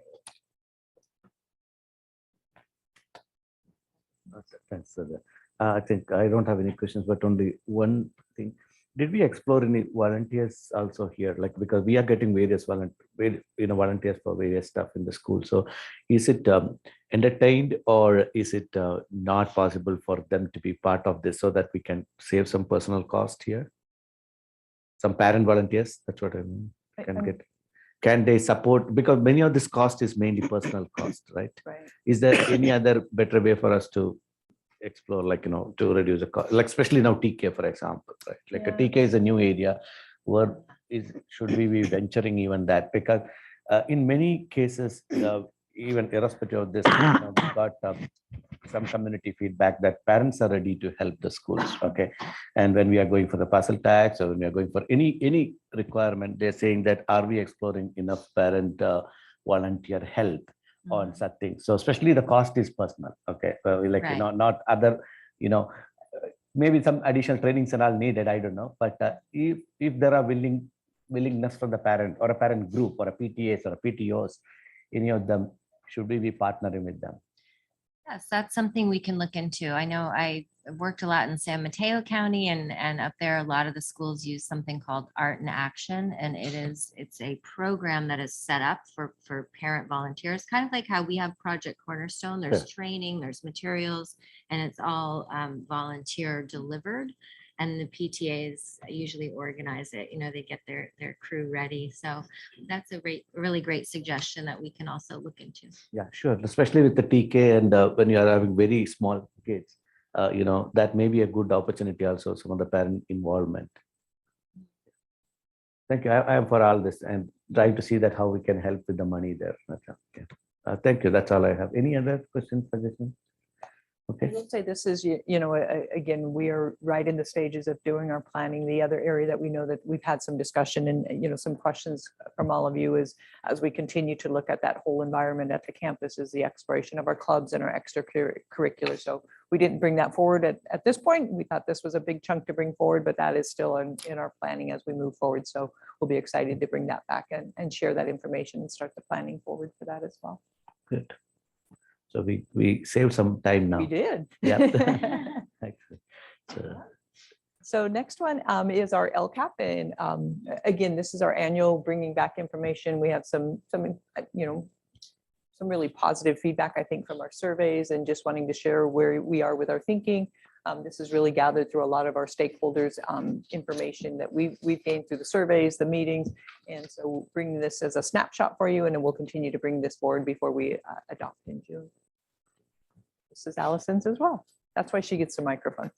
Yeah, so I'm excited to share where we are in our thinking and the purpose for this part of our LCAP work today. Just going on to the next slide is, I want to make sure everybody knows our timeline. We're in LCAP season, so we can make sure we know how that's going to flow through June. We want to share those results of the parent survey.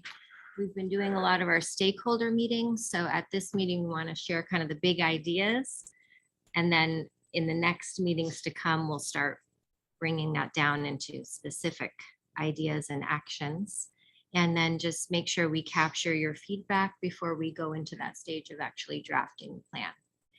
So timeline, we are in that process of going through all of our stakeholder meetings. We have completed our parent survey, and we are beginning to draft our plan. In May and June, we'll be putting things into the plan. At the next meeting in May, we'll bring you a draft, and I'll bring that. You might remember that cheat sheet of the actions all in one page, so we're not having to look through the giant plan to know what we're doing. So we'll talk about the shifts that we're going to make. We're in the first year of the 3-year plan. Remember last year it reset. Now we have a chance to kind of tweak things that we're doing based on feedback. We'll get your review, then we'll do the public hearing in May, and we'll ask for the final approval in June. So thanks to Erin, we took the work we did with the Hanover survey last year, and we repeated that, but Erin built it. So we didn't have to pay the big, big survey bill anymore. Erin did a great job with all of this. And we sent it out through Parent Square, and we collected the responses in early March, and we were able to repeat the questions we asked in prior years, and then we added on some questions regarding the middle school work. So we had all of those core areas repeated, plus that middle school component. And a lot of this is related to not just things that we want to know every year, but also those local indicators that are part of LCAP. So some of them are required questions that we want to keep the pulse on. That's why, you know, even though we haven't had parents on our campuses very much this year, we still have to ask about that, even though it's a little awkward due to the COVID restrictions piece. So we had 2,464 survey responses, which is very close to what we had the year before, which was 2,364. So right on target with what we received the prior year, which is great. And this can give you a picture of who responded. Keep going. I'm just going to go through this quickly and then we'll see what your questions are. In the area of culture and climate, we ask about how it feels, how the experience feels at school. And just like in prior years, this continues to be a really strong, positive area. We had in mind that we wanted to hit about 75% or more in all areas of the survey. And this one is just way up there, more than 93% saying school is welcoming, just a really strong, positive school culture across the board, which is great to see. And we have the key there, the lighter blue is strongly agree and the darker blue is agree. So that's really what we're focusing on, trying to get in that area there.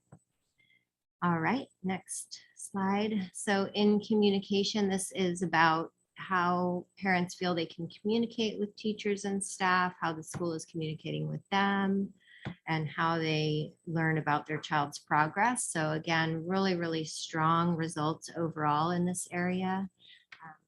Progress is the one it's still really, you know, above 80%, but relatively a little bit, maybe room for growth there, which makes sense because that's something everybody cares about. And we actually have a teacher team working on this right now, looking at report cards and thinking about, you know, how can we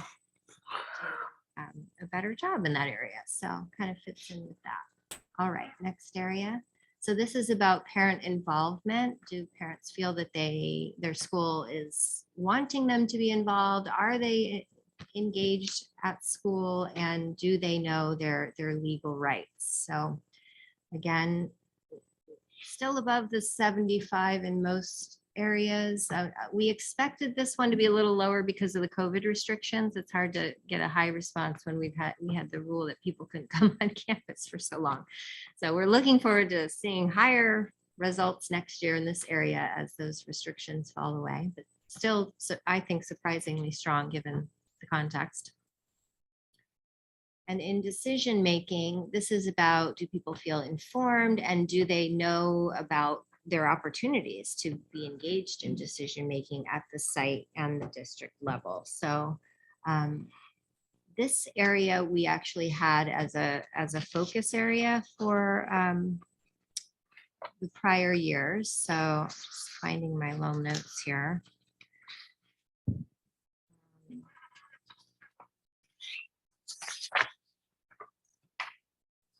1 second.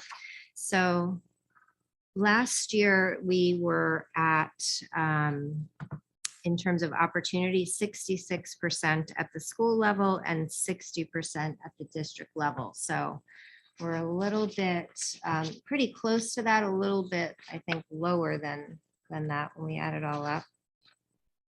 Slightly lower, but pretty much about the same in those areas, which is something that we continue to focus on, and is always, you know, that challenge, making sure everybody knows all the ways. We've increased our work a lot in this area, but still tough in such a large district with lots of varied needs. So a continued area of focus.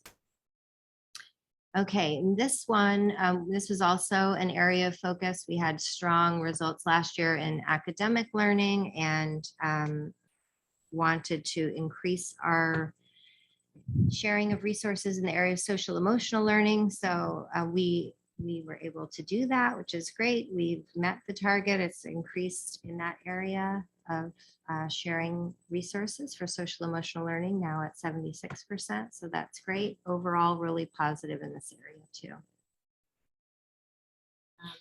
And this one, we are going to have our presentation on middle school next, so we won't dive too deeply into this right now, but I think just overall big picture, we wanted to share the very positive responses overall. It just was so affirming. All of the things that you raised up as areas of focus were affirmed in the parent survey, that people care about these things.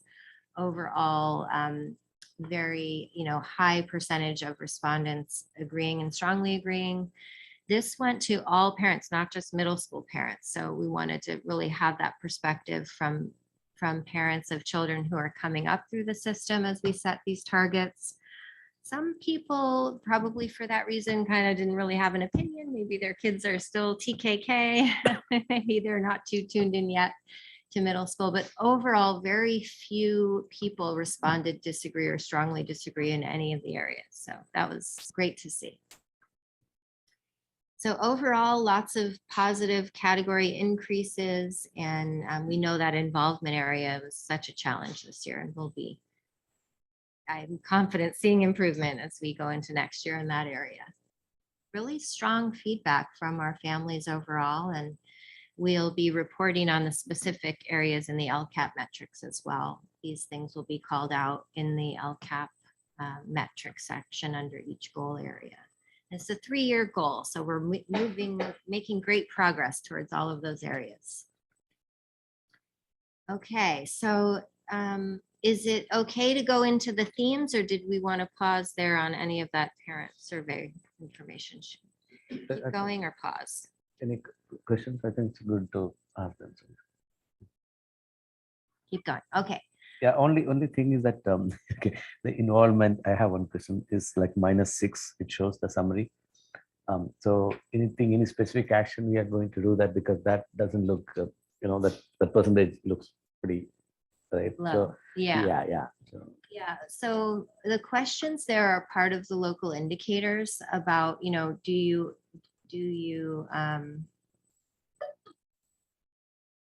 is this the decision-making one, or is it the other? I think it's the other. involvement, right? So Yeah. involvement is the one Yeah. which is little So concerning. Yeah. I think, just one big piece is, remember, as we started the year, we were just we had all the campuses blocked off and people couldn't really come on. Okay. And then we sort of loosened that up a little bit. And now it's even more. We're having our spring open house events and things. So I think just that alone is one huge piece, that parents want to be in classrooms and they want to be on the campus volunteering. And that alone, I think will help with this quite a bit. We have a long list of ways for people to do that. It's just we couldn't really do it. I think that's probably the major factor. And I honestly was surprised it was only down that much. Given where we were with it. I think the encouraging part, but the one where we'll want to dive into a little bit more, is that our parents aren't saying they disagree or strongly disagree. It's just they just don't have an opinion. And you can see that's a pretty high percentage of 21%. So I would be really interested to find out, what is it that maybe we're missing, what they need to be involved in, and really exploring that group, because we do have a high percentage that is, agreeable, strongly agree, and there's this one that is just kind of ambivalent. So how do we move them forward into feeling involved? What's that next nugget that we need to do? Yeah, and this is my previous comment about the involvement, right, in the previous topic, which you said, like, I think this probably could be a good opportunity to bring people in. And we should be able to, we are welcome, anyone is welcome to help us out, and it is good, and it's a way to.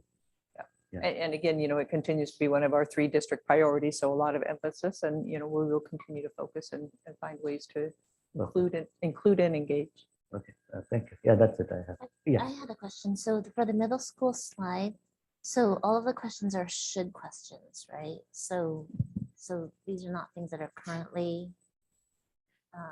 So like, for example, the intervention support classes during the school day, not only outside the school day, before after school, does that mean Yeah. that it's currently not. Right, right. So these were the areas that you put forth for us as a board to work on with the master scheduling team.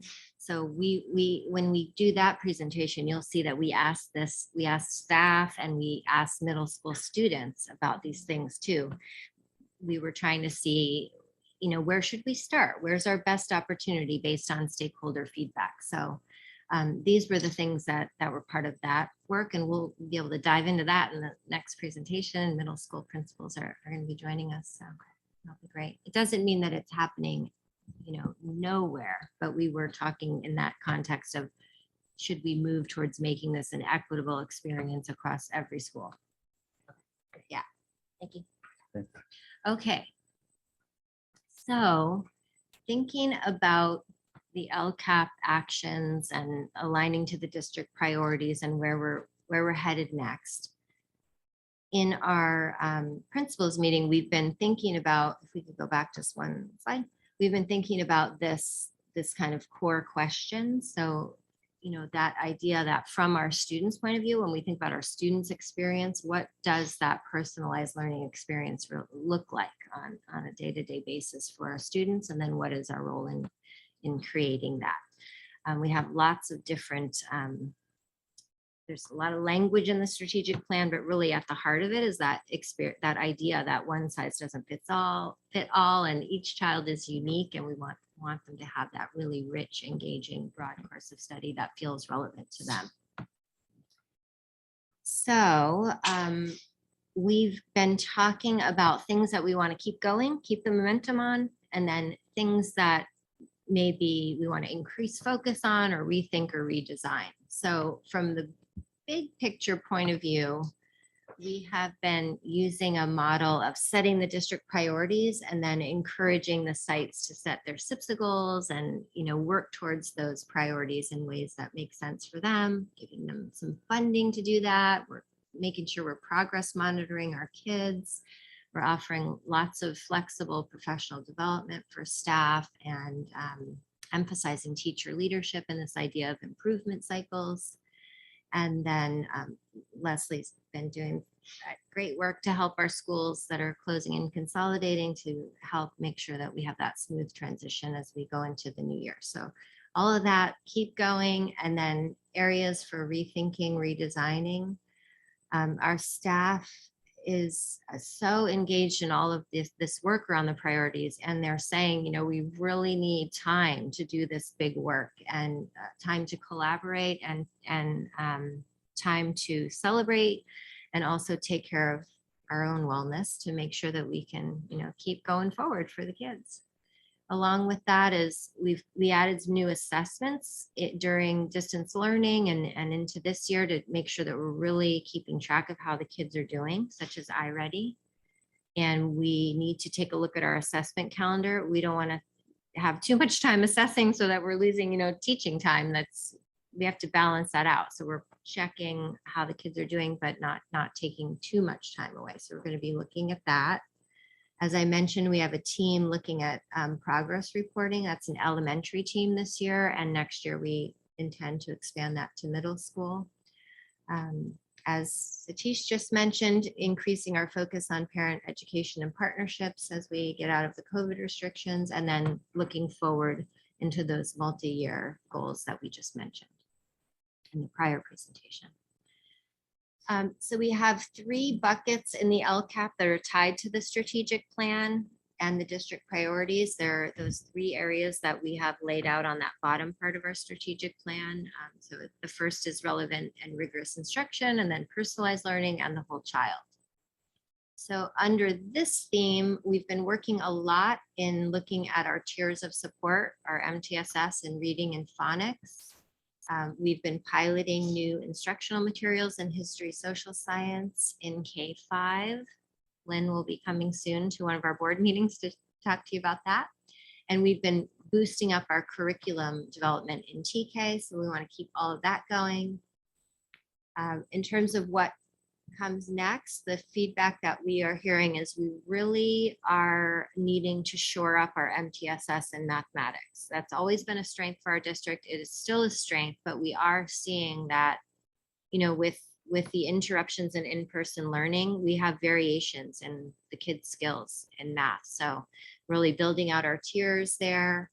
We need to keep going and increase our focus on building teacher understanding of the new science standards. We have new instructional materials, but the core underpinning of the new standards to build that up. With our reading MTSS work, we are working closely with some of our sites that have been working on the significant disproportionality, and we know that we need to boost up our phonemic awareness in kindergarten and what we call the Orton-Gillingham methods in reading. So this is, again, that notion that one size doesn't fit all. We need tools in the toolbox beyond our core program that are very structured and multisensory. So that's a method that is present in our Sunday curriculum that we've talked to you about. In kindergarten, it's also tools like the Haggerty Phonemic Awareness Program. And I'm gonna share a video of that in your board update this week so you can see more of what that's all about. Teachers also are saying we need to boost up integrated ELD. So with our English learners, we do the designated ELD, which is one part where they get their direct lessons, but then integrated ELD means how do we support them in the content areas? So when we're getting new materials in science and history, social science, that we remember to boost up teacher strategies for helping the kids access those materials.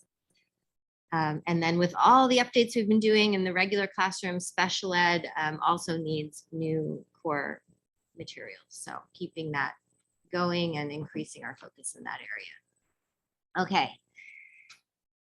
I'm going to keep going unless you tell me to stop, Satish. So there's a lot of info here. I'll try to speed up a little.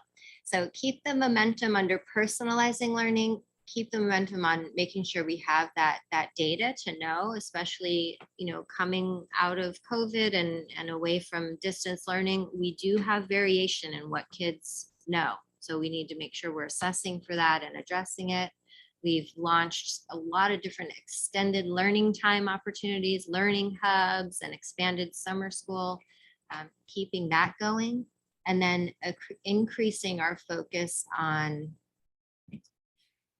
using those materials within the classroom structure. So how we're using small group time within the classroom, how we're using tools like iReady to really personalize for kids, and how are we really helping our teachers take all these new tools we have and really use it in strategic ways for their kids.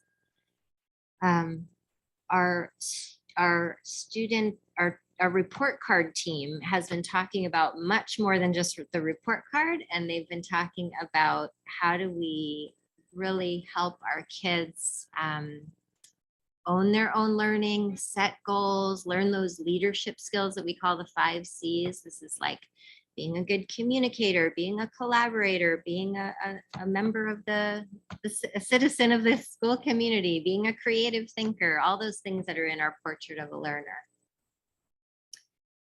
And then we have ELOP on the plate. So ELOP is that new state requirement of offering the 9-hour day for our low-income foster youth and English learners. We're starting that with summer programming, and we need to expand that to meet the new state requirements. So that's also on our mind under personalizing. Okay, almost done. Under whole child, to keep the momentum on the middle school master schedule work and everything we're doing around wellness and social emotional learning, positive recess experiences, and that connection point that we want for our kids at school. And increasing our focus on a sense of belonging for each child. So this is something that our schools have been doing a lot of work in, and it's really important coming out of the distance learning mode is, do the kids feel like they are connected to their peers and their teachers and other staff at school? They haven't had as many years to, build up those relationships in a continuous way. And we can see on the Panorama survey that too many kids aren't too sure if they have those connections. So thinking about maybe pivoting away from the focus on grit and goal setting, which we know is really important, but maybe there's this foundational piece that needs to come first, and making sure the kids really, they have friends, they have connections, they feel supported at their school. And everything we just talked about equitable broad course of study in elementary school, helping the kids with positive behavior at school as part of MTSS. This has been, an area for growth as we're coming back from learning at home to school, as we do have a need to help the kids learn, what's expected at school. What do I do if I need a break? All of those things to help them be successful citizens at school and strong academic learners. And then in middle school, we did provide the second step materials, which provides specific lessons for the kids, but we're hearing from middle school that some of the kids think it's kind of boring, and we need more things in the toolbox for middle school, things that middle school kids will feel connected to around student leadership and friendships, things like that.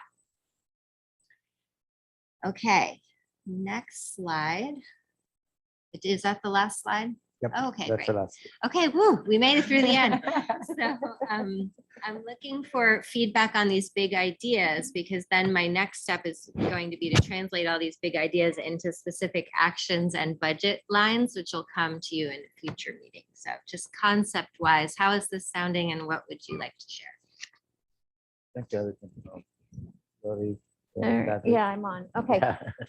So just to respond immediately to that first question you just asked, Allison, I think absolutely what I see here is meeting a lot of my hopes and desires for our kids and where we're going with our LCAP. I do want to pull out, a couple of things to highlight. The MTSS work is really important to me.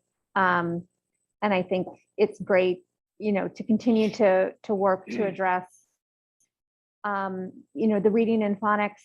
I know Phyllis will highlight this too, I'm sure, but phonics, I think, is something both of us feel pretty strongly about, getting that early phonics, getting the phonemic awareness, but really the building blocks of phonics. And with our littles, I think our rollout of TK, or the UTK program, is an opportunity to really look at what we can do to strengthen the very beginning building blocks of phonics first as a priority for me. Love that MTSS mathematics is in your list of sort of areas to pivot into with strong intention. And then on the personalized learning slide, I wanted to ask you about sort of how when we talk about extended learning time for students in summer and things like that, for our students that need more support, I think we're in a place in time right now where all of our students maybe need some extra support. And I'm wondering if there's any opportunities for, I know in a normal year, we don't always have the ability to leave some of our school year options turned on, because there's a cost associated with it, both for the programs themselves, but also for the staff to put in the new iReady lessons to keep it moving along and things like that. And I'm wondering if there's any opportunities for that this summer, just for all students. This is a summer where summer slide is just particularly on my mind, because of how much work was done this year by so many of our teachers. I think to help address some of what our kiddos experienced during the pandemic.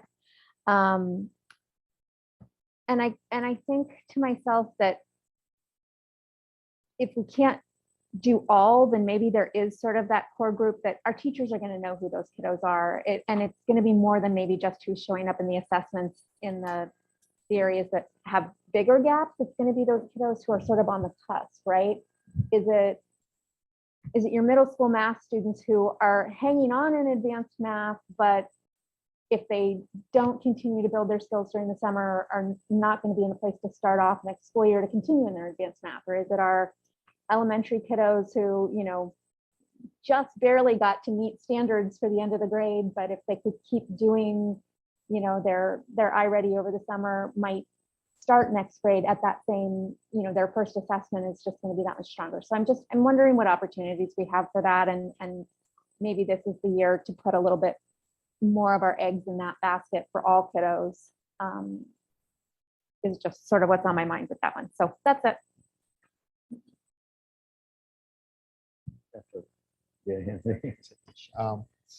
Okay, big items.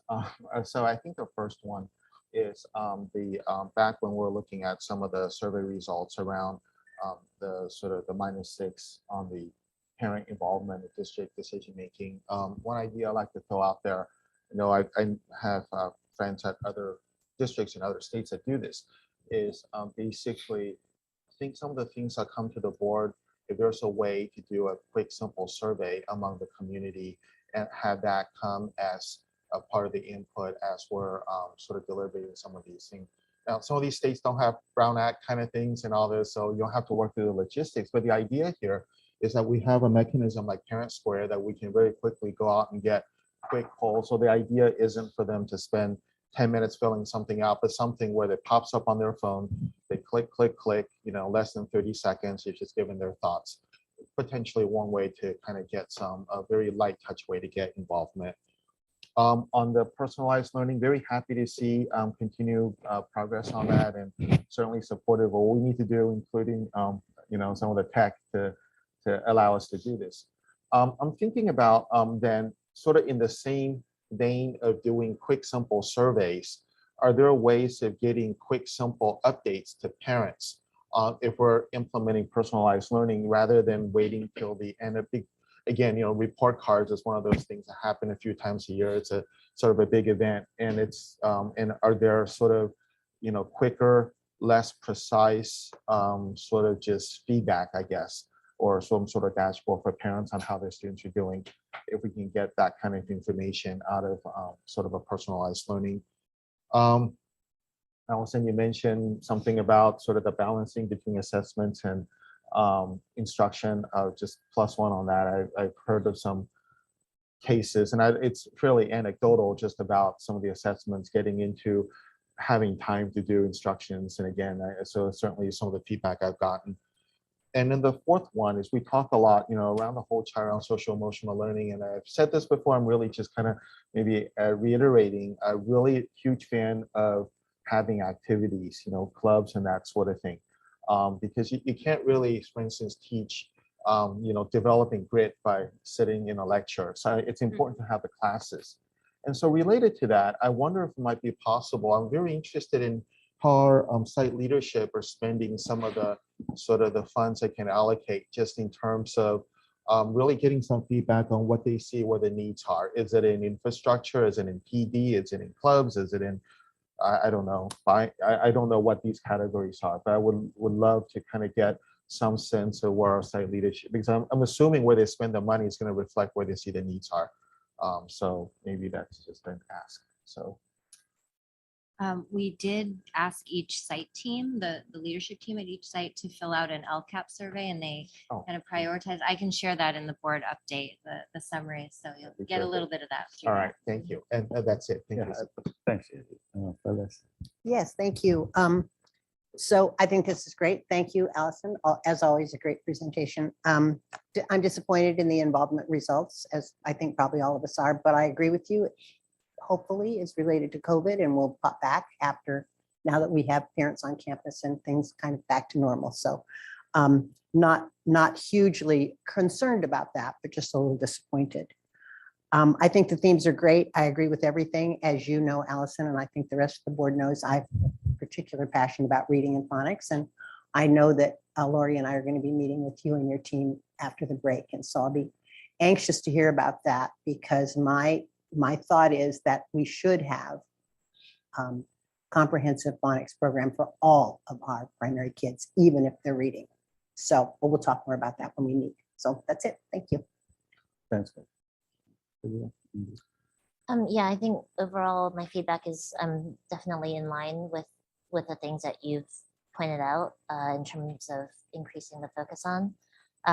I'm excited about the shift in whatever that progress reporting and grading will look like at the elementary level. And I think we've talked about this in previous board meetings, because there's so much emphasis on grading and those kinds of metrics, but that doesn't always reflect progress or actual learning. And so how, you know, I'd love to get a little bit more detail on what that new change in progress reporting will look like.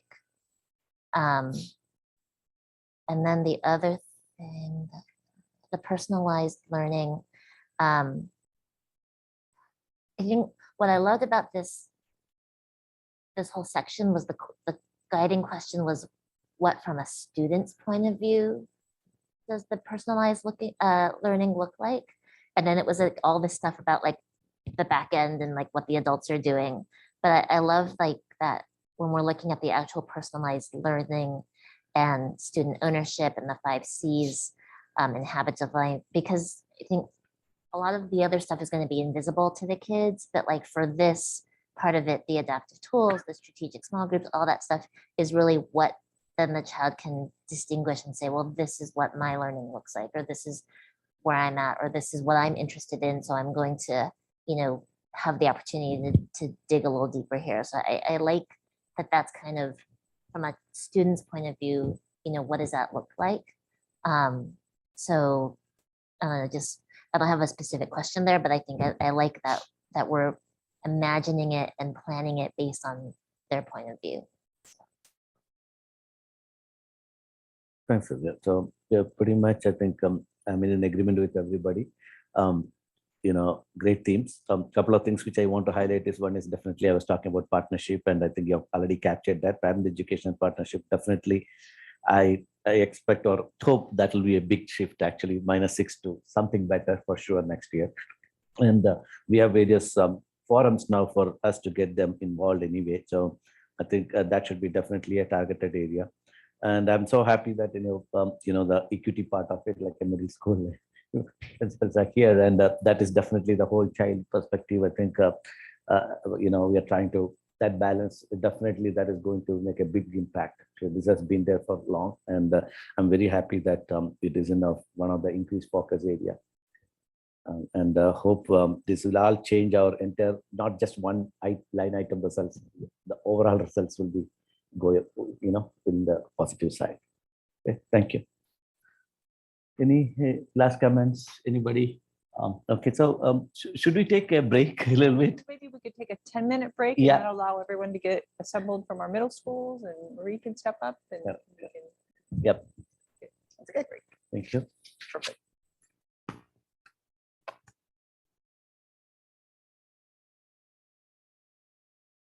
Fourth topic now. Welcome back. Well, thank you. So our session 4 is we will continue our discussion about our middle schools, the environment we provide for students.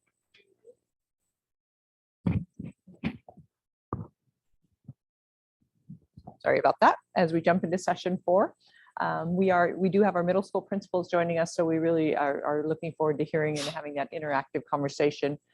Again, just that next step as we continue having the discussion and moving forward, it aligns with what we've talked for in our previous sessions, is really as we are planning strategically for these next years, what can we do immediately? What can we plan for long-term, and how do we prepare for that?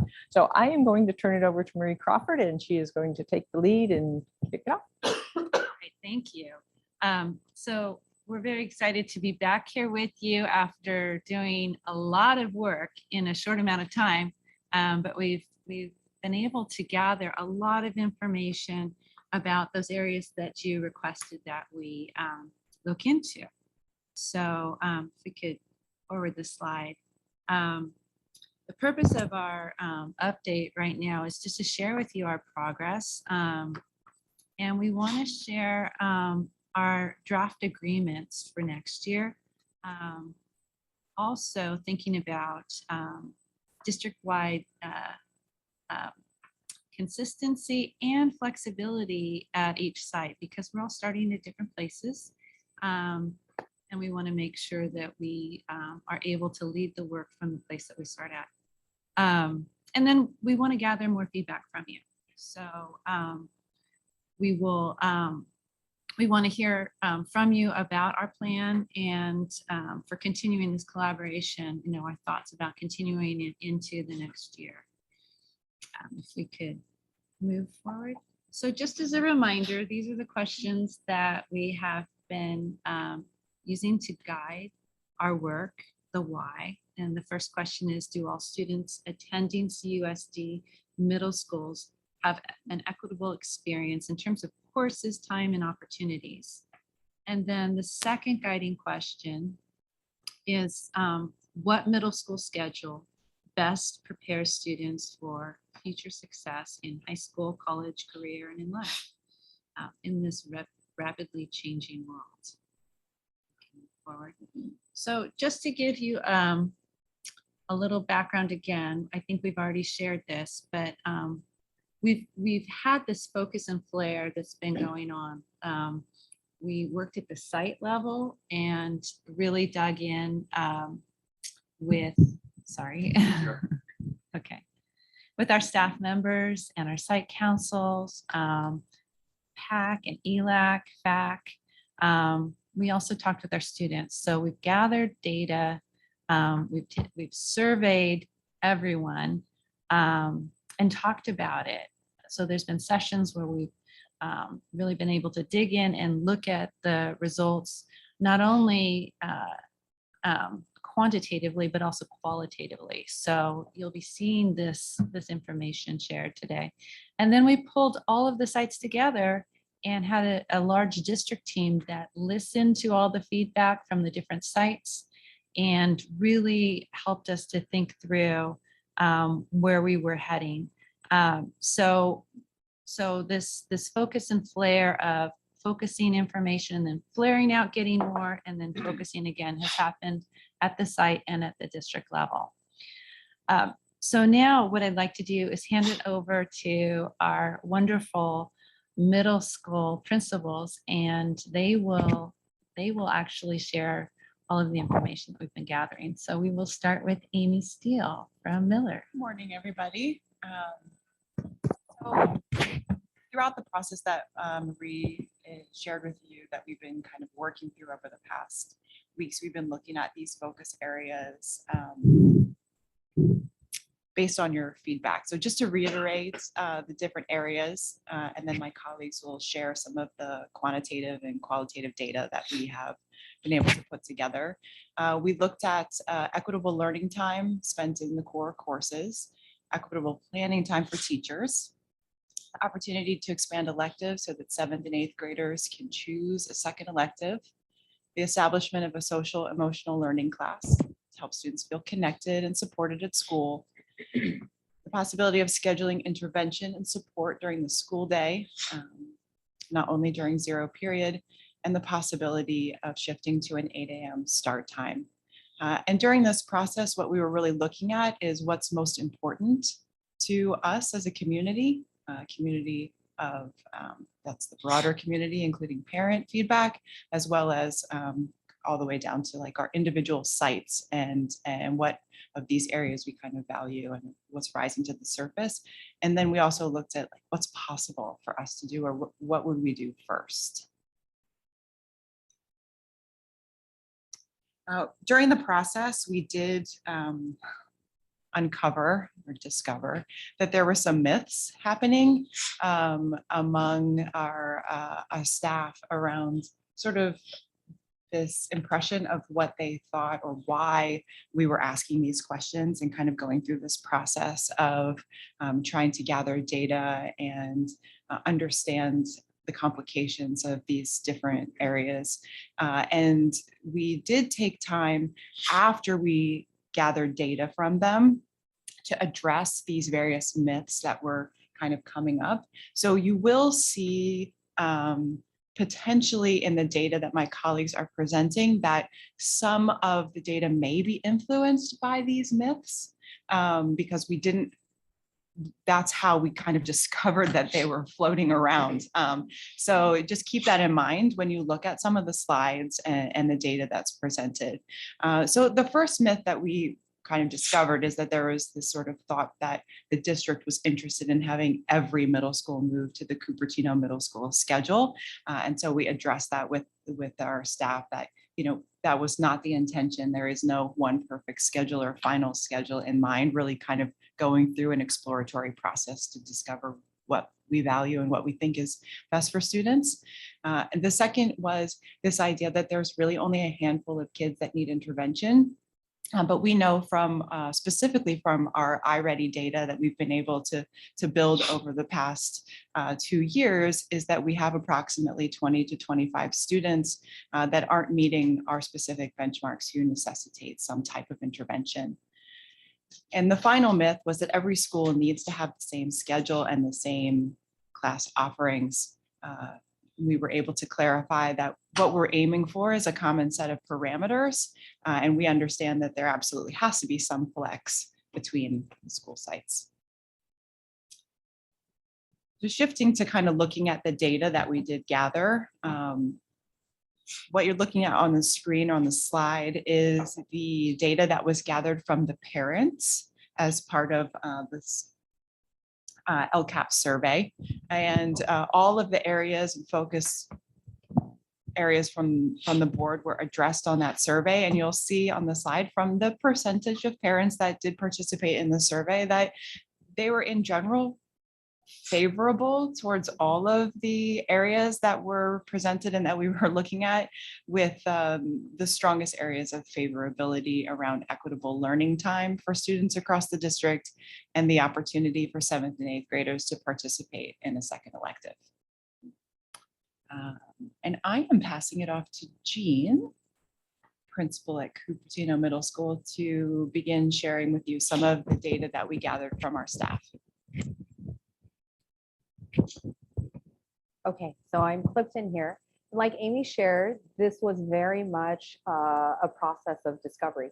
And I very much appreciated the opportunity to not just be able to talk with my site, but to really listen to our 4 other sister middle schools. So it was truly a wonderful experience.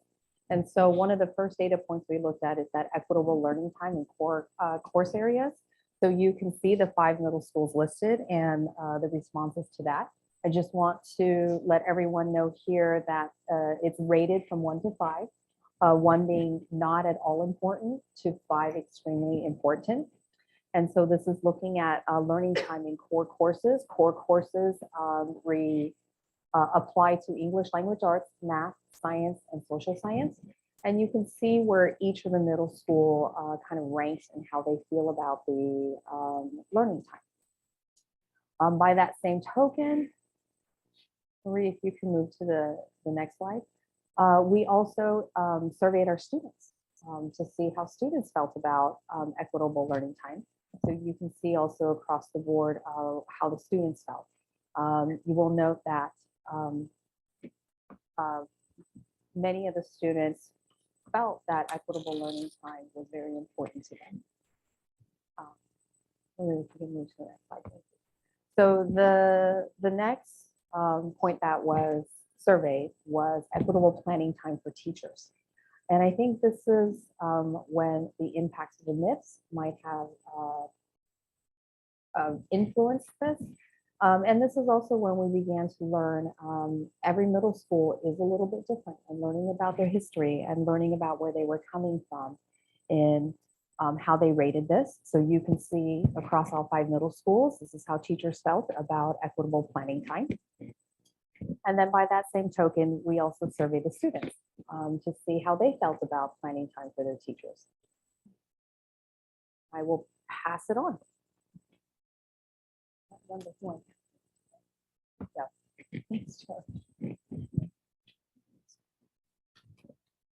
You may want to just hold the lapel mic too. I think it comes out louder if you just hold it versus. Okay, perfect. Okay, so I will be, hello, my name is Joe Nuno, principal of Kennedy Middle School. And so I will be walking us through slides 13 through 16, which is going to be a splice of optional second elective for 7th and 8th graders, as well as moving into the social emotional learning data that we gathered from our staff and students. So in looking at slide 13, We'll start with the optional second elective for 7th and 8th grade students and looking at our staff results. And thank you to my colleagues for addressing not only the myths that we debunk through this process, but also just with the understanding that this data was pulled from our staff and students early on in the think tank process. And so I think that's important to acknowledge too, because we had following opportunities with our staff to really have conversation around these debunked myths and the misunderstandings that were out there. So I think that's important to acknowledge.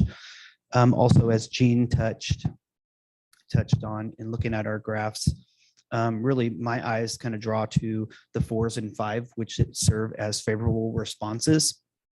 And so also just highlighting what Jean said in terms of really this process really allowed us to acknowledge the individual perspectives from our site and also get some historical context that was personal to our middle school sites. And so as you look at, so optional second electives, as you can see,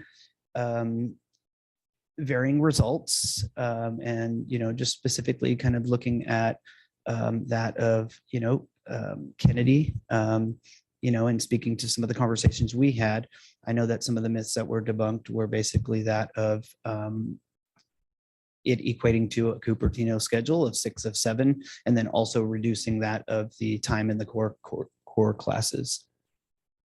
So moving on to slide 14, you can clearly see that our students want that opportunity for a second elective. And then also another piece to that is broadening our offerings in terms of the elective choices. And so I think that's important to acknowledge.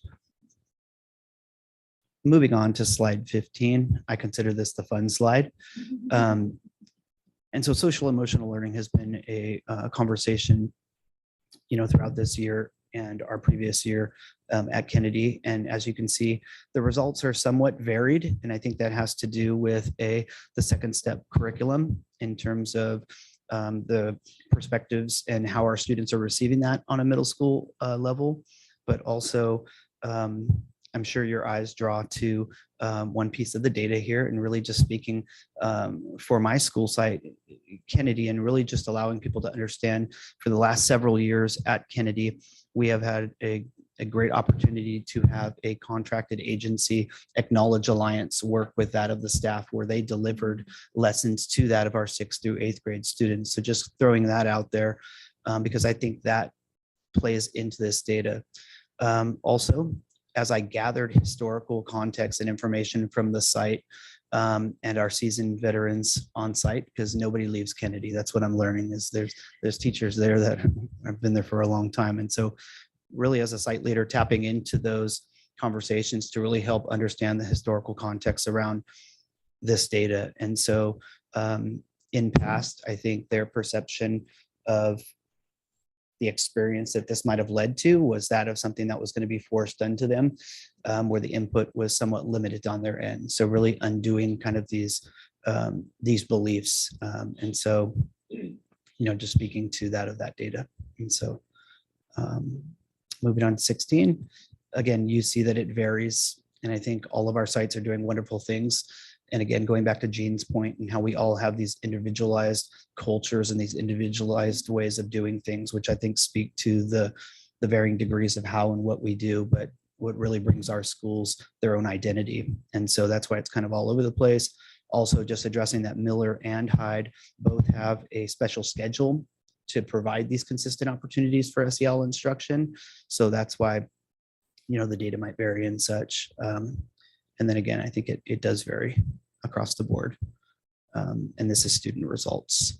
And I will be handing off to Sarah Brown at Hyde Middle School. Thank you, Joe.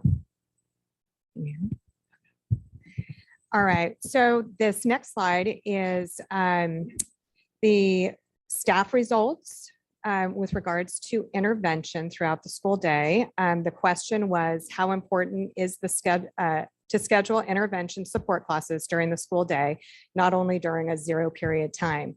So just to give a little background, intervention, for those that don't know, is really outside of that core curriculum. We're looking at potentially like a reading intervention course or a math intervention course, or potentially like a study skills type of course where students are getting help with executive functioning or homework completion. So that's what we're talking about when we look at intervention courses. So as you can see in this particular slide, it's talking about the staff results. And as you can tell, most staff see or are saying that that students would benefit from an intervention class during that school day, not including the zero period. Some schools are already offering this intervention during the school day, so this may have skewed the data a little bit. A discrepancy you may see, just as Joe pointed out, as well as Amy pointed out during her slides, may be due to some of these myths that were debunked after we took this survey. So some of the myths that we want to make sure to take into consideration is the 20 to 25% of all students are needing that intervention. So I think that when this particular slide was, or when this particular survey was done, we may have had staff members that are not seeing that need necessarily, but indeed we have 20 to 25% of those kiddos are needing or not meeting the benchmarks or at or above grade level. The other myth is exactly what Joe was talking about, is potentially staff members feeling like we were moving towards the CMS schedule of 7 periods a day. So that also has been debunked since this survey has gone on. And we'll move on to the next slide. The next slide is the same question, but for student results. And I think most students are really kind of reporting favorably when asked about scheduling that intervention class during the school day. You may see a little bit of discrepancy here because kiddos may think that they need to get up earlier here. And I think that can have an impact on their decision as to whether or not they would want an intervention class. So that may have been part of their feelings when they were filling out the survey there. But it looks like most of the kiddos are feeling pretty favorably, again, keeping in mind that some of the schools already have that intervention during the school day. And the next one is with regards to the 8 o'clock start time, and that would include that 0 period time. And you can see we're kind of all over there with the 8 o'clock start time. Most of the teachers are really kind of reporting very neutrally to favorably. I think there's some factors that came into play when they were filling out the survey results, things like traffic, and also potentially the other start times of like the elementary schools that are nearby or the high schools that are nearby. So I think people were thinking about that and how that's going to work when they were filling out this survey. We may have discrepancies here attributing to the myth of moving towards the CMS schedule again. So we have to keep in mind about that as well. And I'm going to hand it off to Erin over at Lawson, assistant principal. Hi there. I'm Erin Leary, the assistant principal at Lawson, and I'm here for Kit today. He was out. So I am going to go through the qualitative data that we collected from the teachers. There we go. Okay. So we're going to start with equitable learning time. Of course, the main benefit of equitable learning time is equitable learning experiences. So it creates more equity between students, between teachers, preps, and it also gives them sort of an even playing field when they move on to high school. They've all gotten the same amount of content for each of the core subject areas. One of the challenges is that it is a big shift for some of the middle schools, and every one of the middle schools likes their own schedule. So that is, coming to a consensus for a common schedule could definitely serve as a challenge. And then the impact, some of the things that we heard from teachers that were concerns is to how are we going to make sure everyone has a voice? So all of those people that are being impacted have a voice to share their thoughts and ideas. Also, we do have big differences amongst the middle schools. This will create fewer differences, but what will that look like in the long run for Cupertino? And then this is also, we're seeing this thread come through again with some of the myths. There were teachers that were concerned about the impact to the core, 6th grade core at Cupertino Middle School because their schedule is quite different.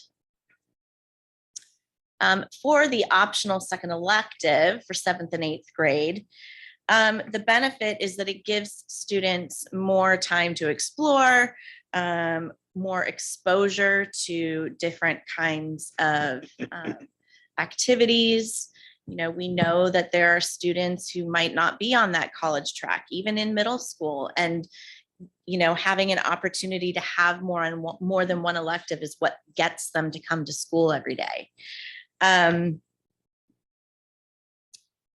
Also, special ed and EL would give them an opportunity to have a second elective, not only during 0 period. So they would have a second elective embedded in their school day. Some of the challenges are logistics, staffing, and budget, I would say, are the biggest challenges that the teachers determined. And the need to get this going very early on in the year, because right now, for example, our students are getting their elective selections. So at this point in the year, we're already starting to look at schedule for next year. So it needs to be something that happens early on. And then just a question, when will 6th grade join in for a second elective? Some of the impacts are that there are trade-offs that would need to be considered. Some of those singleton electives, if you just have one section, can really impact a schedule. And we need to have some flexibility with that. And also it's going to affect staffing and costs. If you've got a teacher who might be a core teacher, but is really interested in teaching an elective in an area that they have expertise in, what does that do to your overall staffing?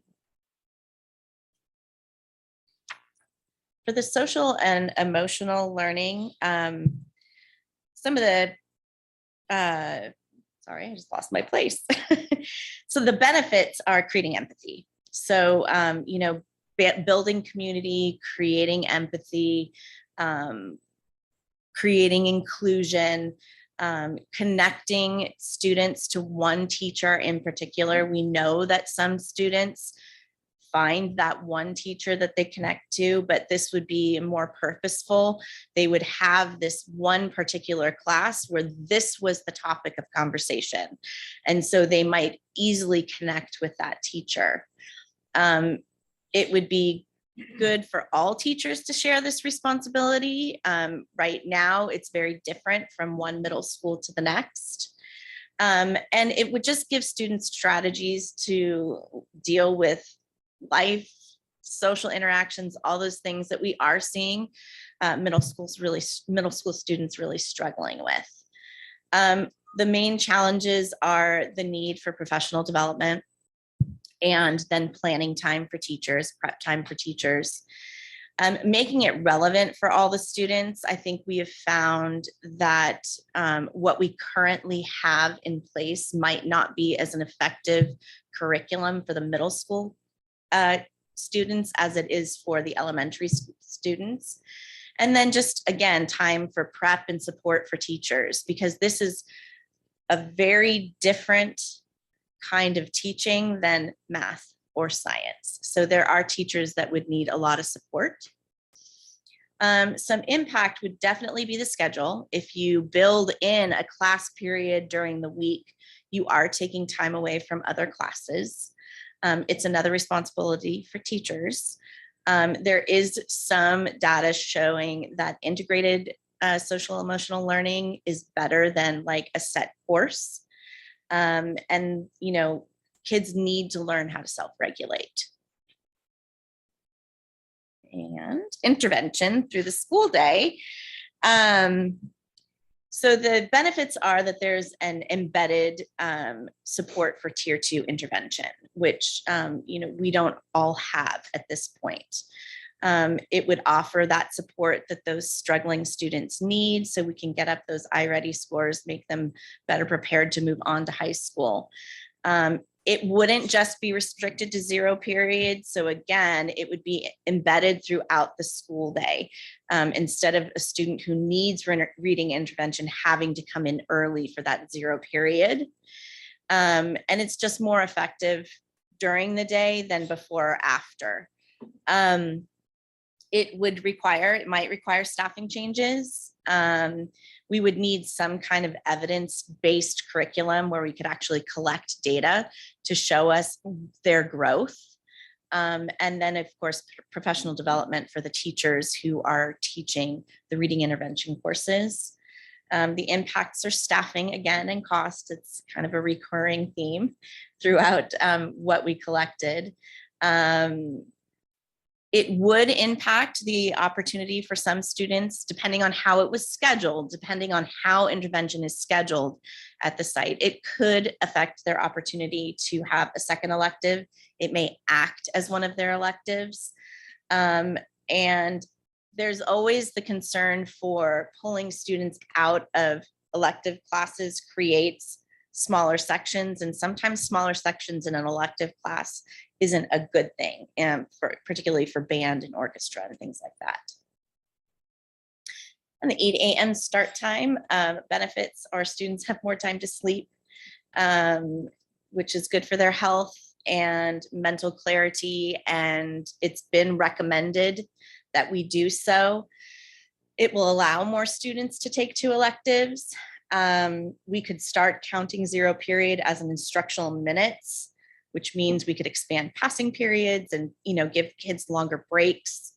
The 8 a.m. start opens up the schedule for more 0 period classes. So we would take some of those core classes would now be starting at 8 a.m. instead of during the first period.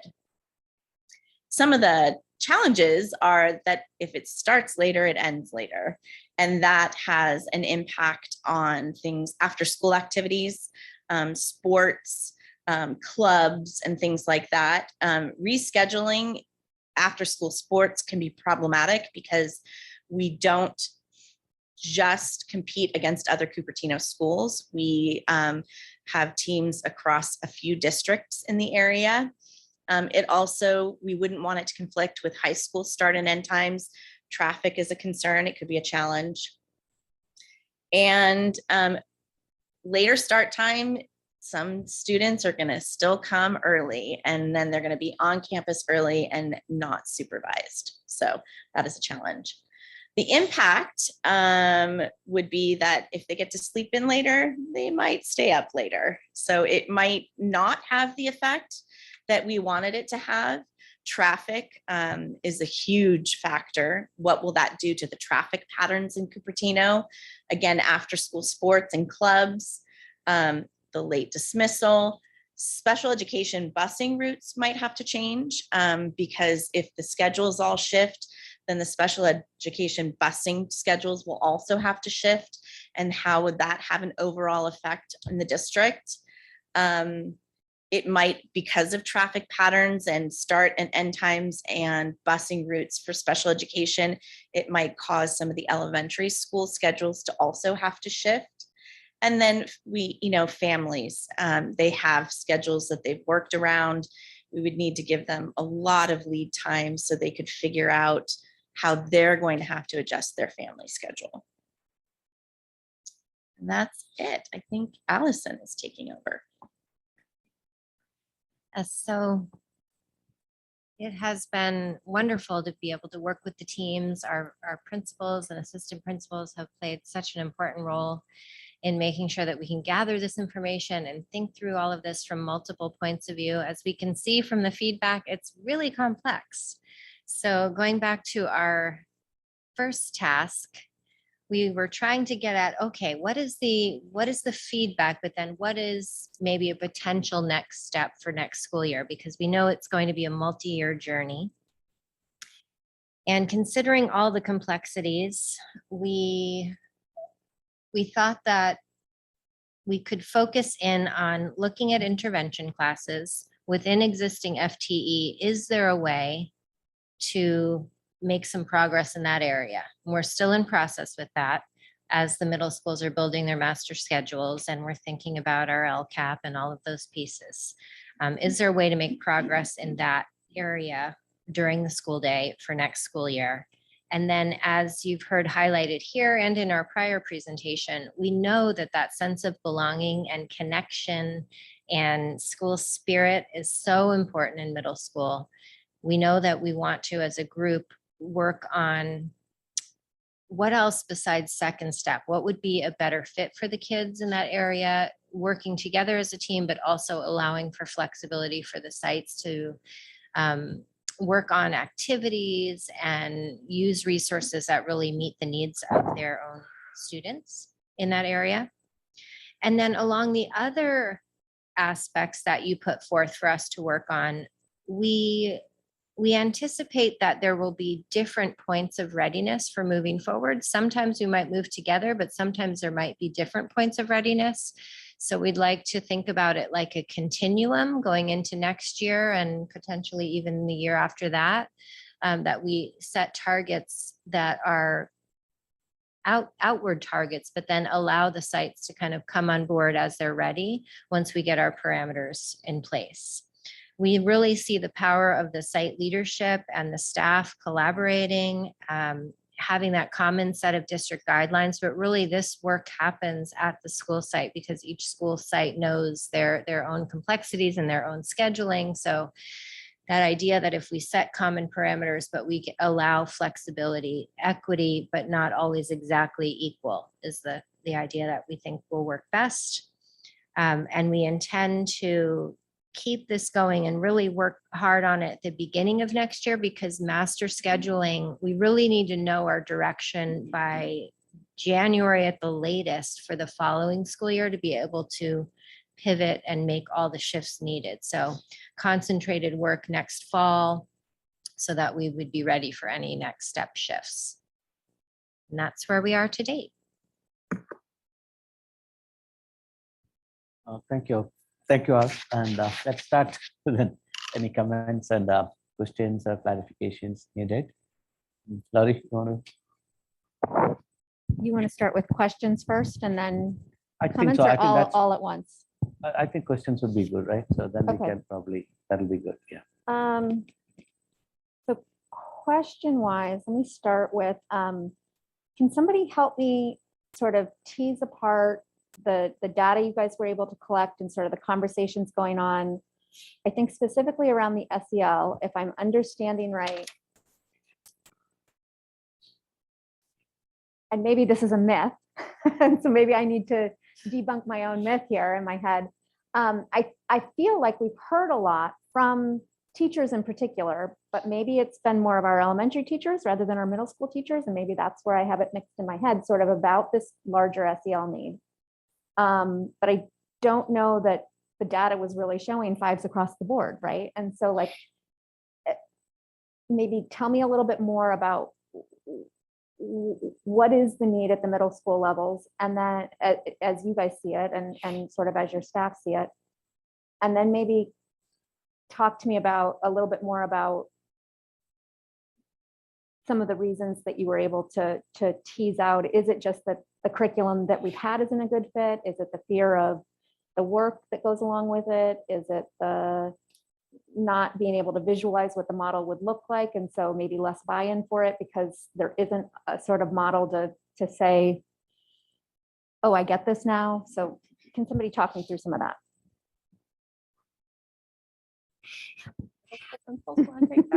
Yeah, I'll take it. So we've had both Amy and I at Miller and Hyde, we've had an SEL type of program. At Hyde, it's been once a week. And it has kind of gotten mixed results with both kids and with the teachers. And it's for a variety of reasons. And I think you hit on pretty much all of them. Okay. So first, I would say that the curriculum And having been an elementary school principal and used the second step curriculum, it's really great for elementary school. And I think it's probably doing a really great job in elementary. But as far as middle school, there just wasn't that buy-in with the kids. It was a lot of watching a video and then filling out a form type of thing. And it just really wasn't fun. There wasn't a connection going on. So what we've done is we've supplemented a lot with team building activities and design challenges and those types of things, which the kids are really enjoying that part. So I think what we need to do is kind of tweak it a little bit, because there's also some SEL that needs to happen, but it may need to happen in a different way.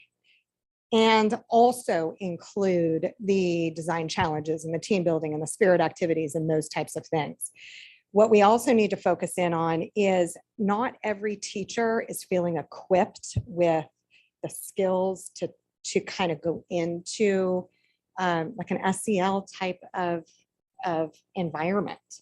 So, you know, we have teachers that are amazing math teachers and they really get kids engaged in math. But when it comes to like SEL and talking about feelings, that's sometimes difficult. Mm-hmm. So I think the thing is that we need some really good PD around how do we connect with kids and how do we make that impact and have them be feeling like they can connect with our school and with each other.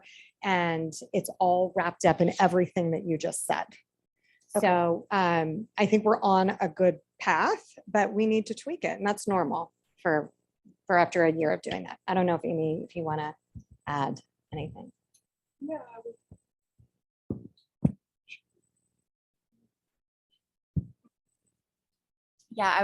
I think I would concur with all of Sarah's sentiments about the implementation in the first year of a specific class to address more of a direct instruction type of model for SEL. Is that, you know,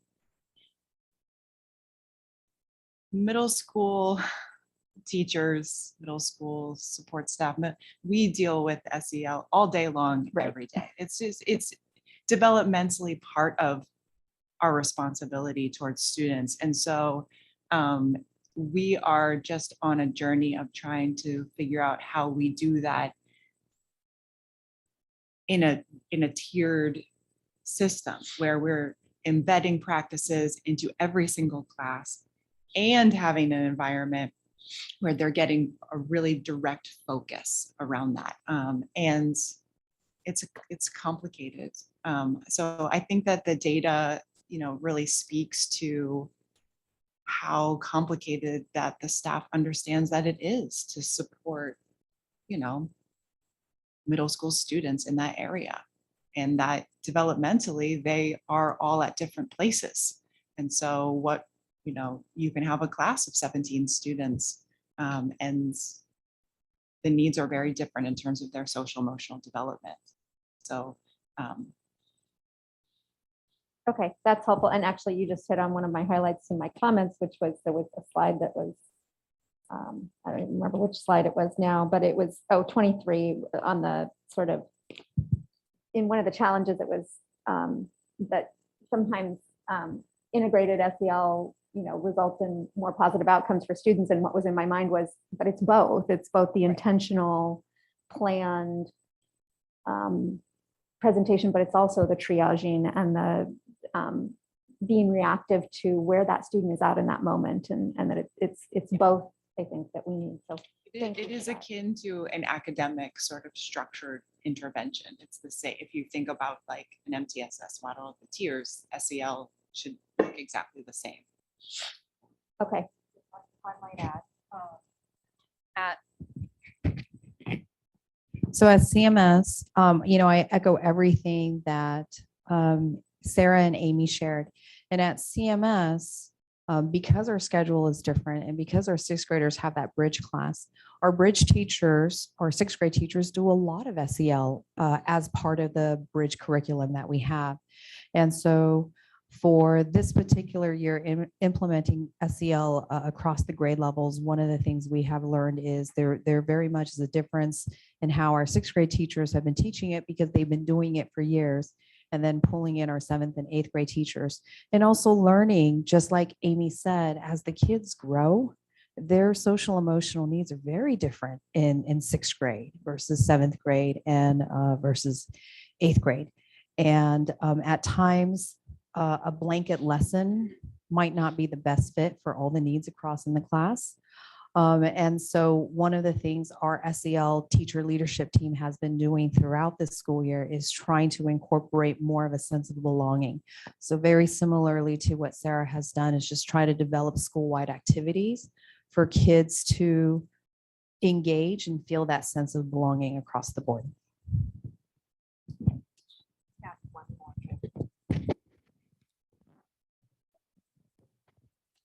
I just want to add one more thing about an integrated SEL class. I think we also need to be really thinking about how it permeates the culture. That's bigger than anything, because we can sit there and talk about bullying for a 40-minute period. And what happens when they go out to lunch and to brunch, unless this is something that permeates the entire culture of what's going on at a school. So I think that's really important to be thinking about when we're thinking about an SEL class during the day. Is it permeating the entire culture? Are we seeing a change? So I just wanted to mention that part. Great, thank you for all of that. And I guess for my second one, can somebody tease out a little bit for me? So there's sort of the myth that you guys started with, that everybody had some fears around the 7-period schedule. And part of, I guess, where my head goes with that is there some functional difference that I don't understand between periods 1 through 7 and periods 0 through 6 in the minds of the teachers, and or in the minds of the students, and or is it really about the 5 of 7 versus the 6 of 7 in terms of teaching? So like how much of it is what we call it, period 1 through 7 or 0 through 6, and how much of it is a fear of the 5 of 7 versus the 6 of 7 embedded in that in terms of the total count? If somebody could talk to that. I think it's very direct answer. It's the 6 out of 7. It's the second. It's the increase in instructional load. Okay, so the fear is not teaching 7 periods, whether or not we call it 0 through 6 versus 1 through 7. The fear is teaching 5 of 7 versus teaching 6 of 7. And the subsequent loss of preparation time. Yes. Okay, thank you. So Satish, I'll let somebody else go and yeah. maybe wrap back around. if- Yeah, sure. Okay, thank you. Sorry. Jerry. Yes, thank you. Guess I need to do this. All right. So first of all, I just want to say really happy to see the site leadership and Marie here. I think we don't get together enough in person. So welcome to our board meeting. Feeding in and out here. My first question is, in the presentations, there was a lot of references to myths to be debunked. And I guess for me, my experience is just because you debunk a myth doesn't necessarily mean people believe it. So do we have any indications on, and I think it's great we went through this process of learning where the misunderstandings are. We share those, but would you, so I'm wondering how I should look at this data. Should I sort of, because now that we've gone through this, we've debunked the myths, should we do another survey to see if it actually took, or should I just read the survey the way I want to read it, or what are the thoughts here? Just in your, I guess I'm looking for in your conversations with your staff, do you get the sense that sort of does change some of these, or not really?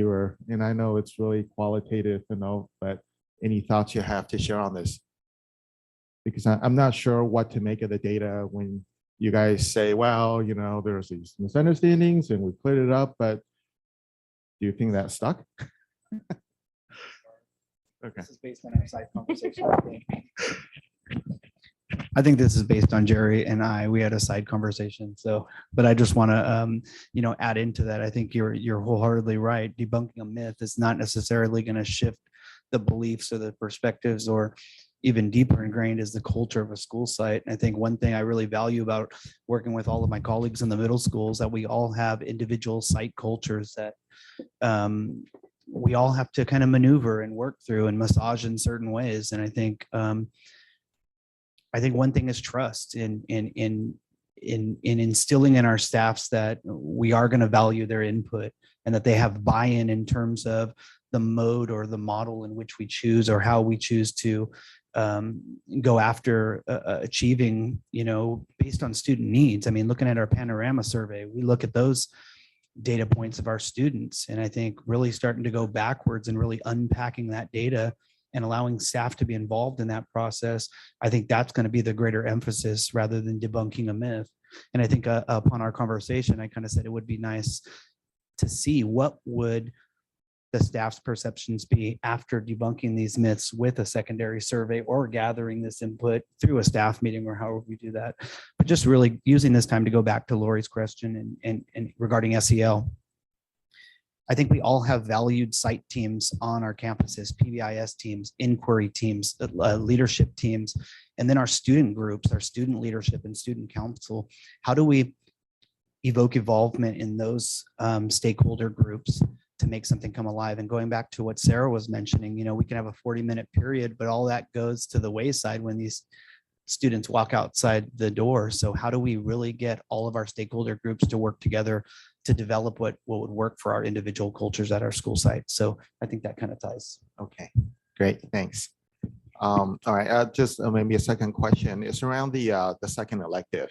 And I'm looking for help here in unpacking some of this quantitative data.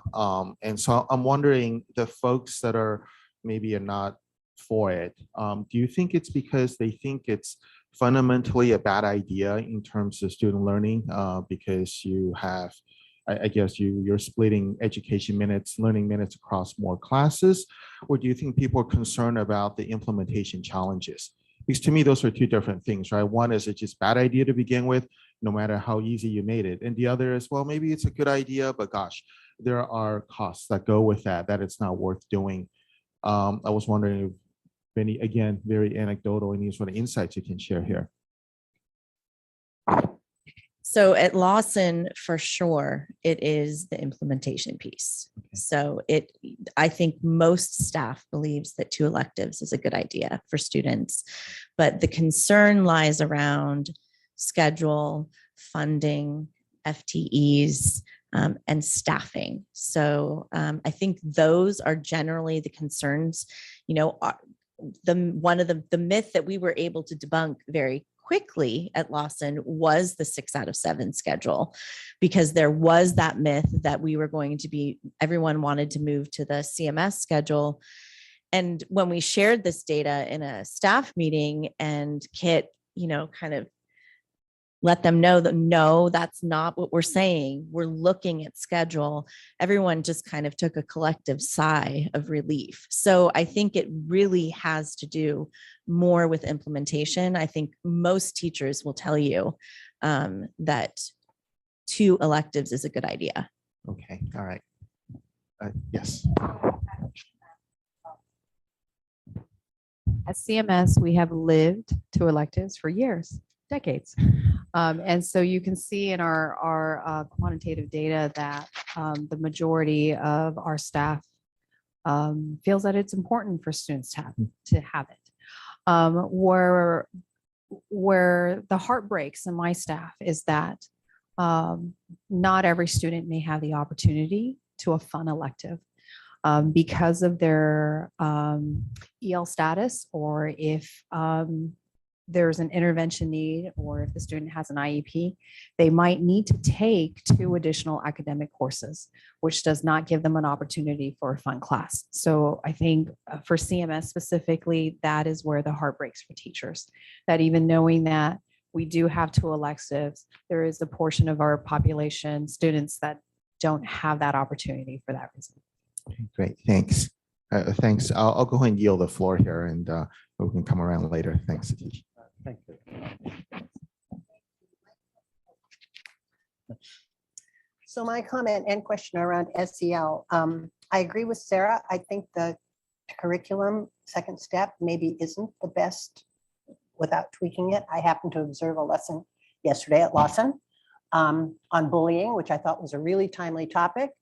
But I thought the instructional strategies that went along with that lesson for middle schoolers maybe needed a little different approach. So, so then my question is, are we looking at a curriculum for SEL? My questions are we looking at a curriculum?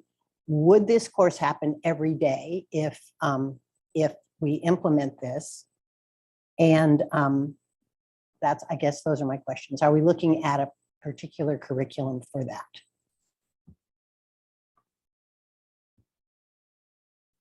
Or am I getting ahead of myself? Haven't even thought about that yet. That could be true also. I think Maria and Allison. Yeah. I'd be happy to respond. So we have been exploring other options, and we're in the infancy stage of this exploration, but we had a wonderful meeting with the folks from Franklin Covey, I think it's called, the publisher. There's a program called The Leader in Me, which is more so, it's building the SEL components into leadership so that, every child would see themselves as a leader, and also think about how they can extend their leadership to others. So it's very focused on culture and building that. And there's a lot of professional development that is offered to the principals and to a team that would be under that, that would help to lead it at the site, as well as for the teachers. So it looks promising, but we're just digging in and looking at it. And there may be other options that we look at. What we found enticing with this was that it really is focusing on the culture across the school and not individual lessons. So taking it from a different perspective, we also think that our middle schoolers would all be interested in learning leadership skills. I think that our community would love that. And so having that as the umbrella, but still being connected to the castle, social emotional aspects, it's completely integrated. It just might be a better approach to take. So again, we're in the infancy, we're researching, and if there's other opportunities, we'll look at that, of course, too. Yeah, so that's where we're at right now. Good, thank you. And then the other thing I was wondering is, and again, this is probably in its infancy, but as you structure these classes, and this could be a nightmare scheduling, but have you thought about having it multi-age where the same kids stay with the same teacher for 3 years so they really build that connection? I think that's got some definite positive advantages, but I've never been a middle school scheduler, so I get that it's probably a nightmare. But anyway, that's just a comment. Can I ask a follow-on question to yours, Phyllis? Sure, To your of course. comment? I'm done. So Phyllis asked the question about what curriculum and sort of, would it be sort of an everyday thing versus some other format? And I'm curious from you guys, do you think you could get cultural buy-in across the school sites if all teachers weren't involved in it? Or does the shift in culture with the students come from a shift in culture that includes the staff where every staff member is involved in it? So we built our SEL program with every single staff member is teaching it. That provides for smaller classes. So if it's spread out with every single teacher. We also built it where our students are in a class with a teacher that already have. So because they're only seeing that teacher one time per week, it's very difficult to build a bond with a teacher and be able to be sharing feelings and that sort of thing. So we thought about that prior to creating the classes and making sure that they were with a teacher they already had throughout the week sometime, which the teachers, they think, really like that. And I do think if you are going to have it permeate throughout the school and become part of the school culture, every single person in the entire school needs to be involved in this. So from the secretaries to the custodians, every single person needs to have the same language, the same, they need to, we all need to be on the same page. So it needs to be everywhere.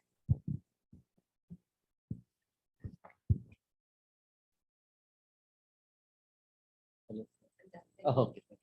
So yeah. So I'm still trying to wrap my, so I have the same question as Lori. I'm still trying to wrap my head around the SEL class because and maybe this maybe I totally missed this, but when we talked about SEL previously, I don't remember us considering it like as a class or a course so are we just talking about a curriculum, like a second, and it's just a difference of like Soul Shop versus Second Step versus whatever it is? Or are we talking about like built into the schedule, a weekly / daily / monthly kind of thing? And then how does that impact the daily schedule? I'm still not wrapping my head around what does this look like? I can't picture it. I can add a little history and then the middle school team can jump in. When we talked about this for board feedback, this was one of the areas that was lifted up, is this idea that in middle school, the kids are moving around quite a bit, in their schedule. And so one of the requests was, could we look at having a class, whether it's called SEL class or some kind of moment in time where the kids have that consistent group and consistent adult person to be connecting with through that, all of that sense of belonging work, and also the skills that come along with SEL. So we were pursuing that based on your feedback. It is one of the areas that there has been some mixed kind of debate about, is it the right thing to do it as a separate class, or could it be accomplished in a more integrated way throughout the schedule? So that part I think is still very much part of the conversation, but we've been pursuing the class idea because of that sense of belonging piece that was lifted up by the board in the original conversation. Okay, thank you. So that means, I think the thing that I'm kind of picturing is like those extra 15 minutes in homeroom or something like that, right? That's kind of, and maybe that's because the model I'm used to from my own kids' experience or whatever, is that kind of, so it's not about like totally shifting it and putting in like a 1, 2, 3, 4, 5, 6 and then an A or something like that somewhere. There could be different ways of approaching it, but Sarah and Amy are doing it now, so maybe they could say how it's happening now on the schedule. So at Hyde, what we do is we have one class that's about 40 minutes and it's only on Thursdays. So the Thursday bell schedule looks different than the other days. And so that's how we're doing it. And that happens weekly. We implemented, ours is twice a month. And it is a, like you said, like an A or 7th period. And all teachers teach it. So it's shared responsibility. And the reason we chose to implement it in that format is because we had a curriculum. Because we had Second Step and we started looking at those lessons, and we did not have any other dedicated time to teach those lessons. The other option would be for us to use instructional time in another content area in order to teach those lessons. And so we wanted to, to do it with more dedication, more targeted. And so that's where it is. So it is actually a separate class, similar to like an A, as you're kind of describing.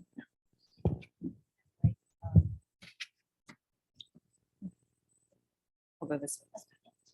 At CMS, we have it once a month. And part of the reason why our FAC landed on that is because we do have less instructional minutes than the other 4 middle schools. One of the things we have also done this year is on our minimum days, we have turned it into a big SEL day. Not necessarily teaching second step all day, but having school-wide activities that fosters a sense of belonging. And so very similar to Amy at Miller, our teachers all teach it. And so we created an 8th period in our synergy to reflect that every single teacher teaches the class. Okay, thank you. That's helpful. So basically, it's not about adding in an extra course. It's about just some sort of enrichment thing that happens depending on which school and what the schedule looks like. Okay. So, and I always go back to this, like clubs and sports and all those things, and how much of it, like I'm totally in agreement that these are things that are better caught than taught.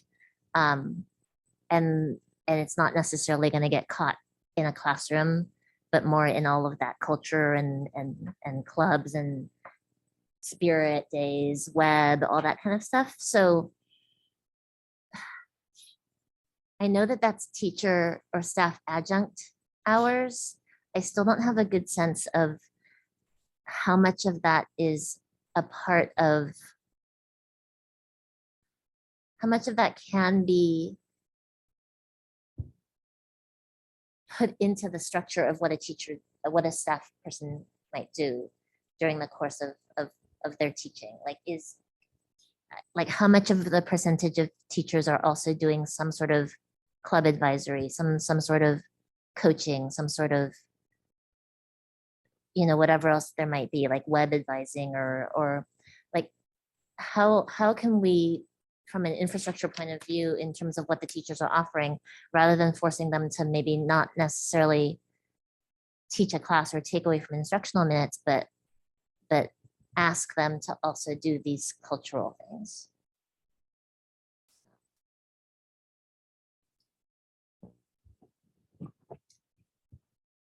I think what we've found is one of the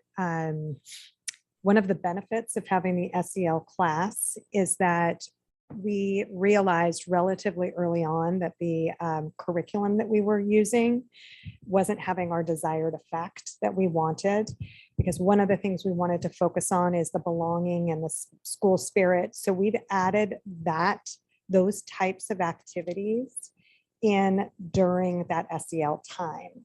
So we've had door decorating, pumpkin decorating, we've had design challenges, they've all made boats. We're doing this egg drop thing. So all these little activities that I think you're talking about, we can add in to that SEL component, that time. So it doesn't necessarily have to be all emotional. It's more that social too. So I don't know, does that answer your question, Sylvia? Maybe I could add on a little bit just from kind of a nuts and bolts point of view. So the teachers have their duty day and they have their prep time that's in their contract, right? So that's their assignment. So if it's something the school is doing that it's a special, celebration day at the school and everybody's doing it, it's within their day. If it's something after school, like a club, they're getting paid to do it, then we can't say that they have to do it. It's a voluntary thing. So I think that's where the balance is. If we're building it into the schedule, then everybody can be involved. If it's not within the schedule, then it's volunteer, and then we pay the adjunct duty. Correct me if I'm wrong, but I thought that the teachers have to do a certain amount of adjunct duty, or is that not true?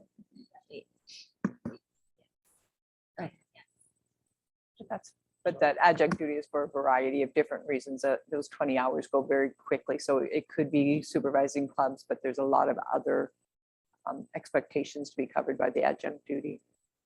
I was gonna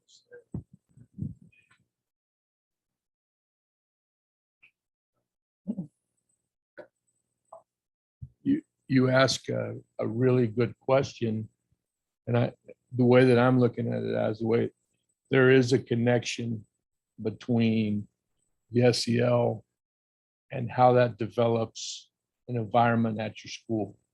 And I think when your kids feel supported and your teachers believe in it and they're all believing in it and the kids are being supported, the parents believe in it, that a lot of those things that you talk about, teachers just do because it's part of the environment. And I don't think they nickel and dime you and say, well, that's part of my duty. That's not part of my duty. I think they do it for the greater good, you know, and I think when they develop a really good environment on your campus, that they worry a lot less about those kind of things. I don't know if that helps. I mean, I think it's all related to your campus environment. And when your kids are happy, your teachers are happy, the parents are happy, people will do more.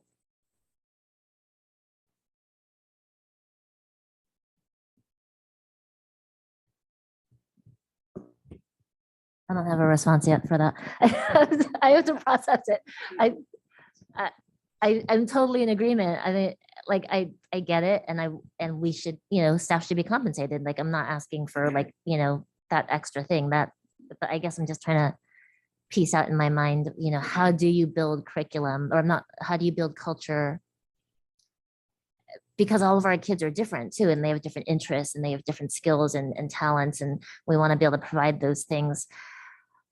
I just don't know how we do it from a infrastructure point of view, because it's going to vary from student to teacher interest to, you know, whatever that might be. So I don't know. I think one thing too, Sylvia, is that when we talk about the curriculum and supporting through the curriculum, at least there's that common language and that foundational. So yes, everybody is different, but as long as everyone's operating under that common language and the common foundation across the entire school, then whether they're a club advisor, they still are approaching it in the same way. Whether you're a math teacher, you're still approaching it in the same way. So it becomes that common systemic piece. Everyone's different. Everyone, you know, implements it somewhat differently, but you have that common thread that runs across. And without training your entire staff, you only get those pockets. And so it becomes somebody else's responsibility versus it's ours. You know, they're our children. They're not your child. And just to touch on, and again, I think I'm going backwards here, you know, and speaking specific to things that I'm doing at Kennedy is using those we thinkers. So going back to the adjunct individuals on the adjunct roster, if you will, for like our PBIS team, and utilizing our FAC team. So when I say we thinkers, those ones that really capture the viewpoints of all staff and having them kind of soundboard with staff and bring those things back to the table. I totally lost my train of thought. I think, you know, I've been pondering this a lot too. And as I looked at the data, they added a new element on the panorama dashboard, which is sense of belonging. And I know it's a focus for that of the district as well, because our favorable rankings are not where we, I think, want them to be. And so I think really taking this and putting it in bite-sized pieces and thinking outside of the walls of a curriculum, but really going back to what are we trying to achieve? How are we going to achieve it? And then really identifying our site why. Why are we doing this? And let the data kind of drive these conversations, I think is really going to be instrumental in our next steps. I don't know if that helps, but. Yeah, I mean, I think when I'm trying to, I think when I think about like going back to just that, it's not necessarily taught, it's more caught. And maybe it's not about putting it into the curriculum, or maybe it's not about putting it into the course schedule, maybe, but because it's all of this other stuff, right? But it feels very intangible and very non-measurable in that sense. But I don't know how we, at like a board level or at a policy level or at a, you know, structural level, how do we then ensure that that's happening across all of the 5 middle schools? And maybe that's where I'm struggling with it, is I think these things are good, but it's so clear that they're so different at each of the schools too. But then how do we make sure from a policy point of view that it's happening all the time? Maybe that's something to think about.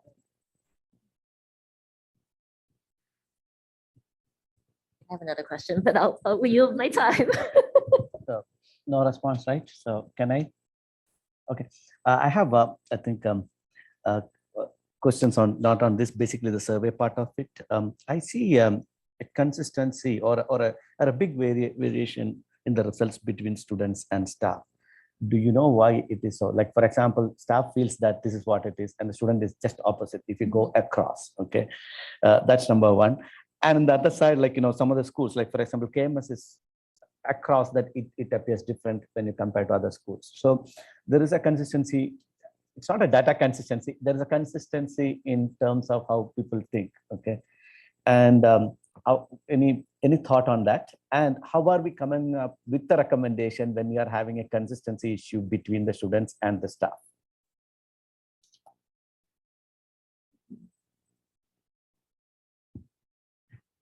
I'm going to preface this comment with telling you that the Miller students are the most brilliant students in the state of California, perhaps the United States and the world. But asking a middle schooler a question about whether or not they feel that equitable learning time in core courses or equitable planning time for teachers is important is maybe not something that they typically think about. And so in all honesty, I'm not really sure that they even connect to the idea that their teachers have to plan, or that they come to, that in their minds, it's the teacher lives in that room 24/7. So I think some of the questions and what we were really getting at, maybe, were we to do this again, we might put it in more student-friendly language, and that might be reflected in the data. That would be good. I think one is a direct question, kind of second elective, for example, or optional elective. So I think students should have definitely an opinion. I think it is a straight, it's not like much to think, but for example, Kennedy teachers think that, yes, they need a lot, but students think it's very low, right? So there is, I feel, I'm a little worried that, are we going in a right direction where kids are not really going to enjoy what we are going to do, right? So that's very important for us to make this transition successful, right? So thanks, Amy, for that. I think that would definitely be helpful. And it's again, survey, I'm going back because other things we have beaten enough. So any parent input is going to be taken on this some point of time, or it's only staff and students? I think he's looking for a response from me. No, I looked at you. I like you. So you like me. There you go. No, Let me get that in writing, please. Well, we do have slide 8, which was preliminary. Slide 8 was preliminary feedback gathered from parents, but I heard Kennedy come out a few times, so I just want to speak to that of just a wonderful opportunity I've had in the last few years, really this year, being in person with the Kennedy staff and getting to know them and really honor the years of experience that they specifically have at this site. And so I think, again, this is prior to debunking and really walking through some of the misconceptions. And so again, I would like to see, based on our follow-up conversation where I integrated one of our think team members from our site, who's very reputable on our campus, we were able to get a whole different aura and response from that of the staff. And so with that, I think it's so important that through a process like this, we listen more than we speak. I think really gathering the historical context specific to our sites and gathering those past experiences in terms of, the good, the bad, and the ugly. Sometimes you don't want to hear things, but those are the things that I think you need to listen to more keenly, which I've been doing at Kennedy. And again, going back to Sylvia's point in terms of how do we utilize all of our stakeholder groups, including students, to really bring something to this to life and find value outside of the walls of the classroom at brunch and lunch.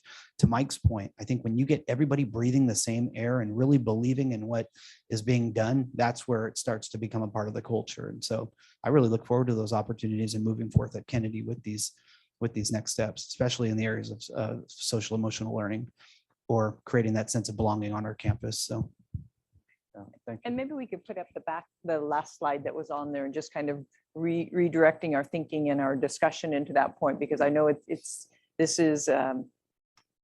a great discussion and it's the direction we want to go. But I think oftentimes we try to start solving a problem without realizing there's so many moving parts. And really what we're looking for the agreements for our staff moving forward is that we continue the work to continue to have that. We're not going to solve for the SEL today. We know that there's so many different moving parts. We do need to include parents. We do need to include students. And so really allowing the sites to continue to explore and to build with it and developing some common themes that we are going to see as a district, and knowing that we're going to continue to work with the staff. So all 4 of these that we can agree to, I think in our minds initially when we thought going forward, there were going to be some easy fixes or some easy pieces to put in place. But again, the importance of really looking at where we are, what we want to do is going to take time. And I think that momentum has started. Certainly having the conversations among the sites is amazing.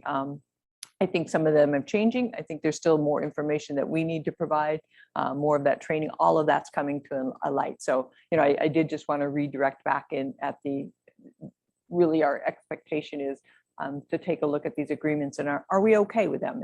Is that maybe moving at the right speed? Are we moving too fast? Are we moving too slow?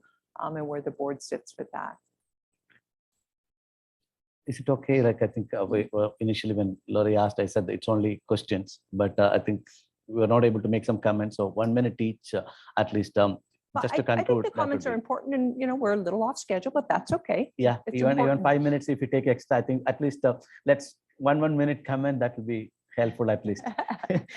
I'll do Not a my very good best. I timekeeper. don't know. 1 minute might be Too less. too Okay. I will give little my here, 1 minute Satish, to but you. I'll do my best. Yeah. So, I did want to call out a few things in the slides that I think I'll just make them as comments. On slide 25, there wasn't in the column for benefits anything about sort of the safe routes to school aspect. As a parent, it's something that I care deeply about. I think it's something a lot of parents care deeply about. That for those of us that have walkers or bikers, and especially in the winter months with the time change, not coming to school in the dark needs to be in that benefit column, in my opinion, as parents. And I think if you surveyed parents, I think any of us that have walkers or bikers would call that out as a benefit, just from a safety standpoint. In terms of, there was I don't even remember where it was. There was sort of this proposed agreements. Actually, I think it might be on this last slide. Number 2 talks about site readiness, and that we may get to things at sort of a different pace for different sites, sort of depending on where they're entering the conversation and the process. And I just wanted to call out that as a parent, and especially as a young parent, I did not understand why some schools got things first and why other schools didn't get things first.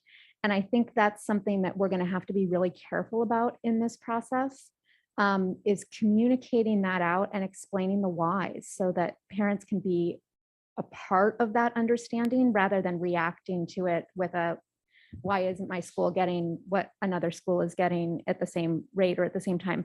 Because I wouldn't change that. I would say it's important that we allow sites to be on a continuum that's right for each site.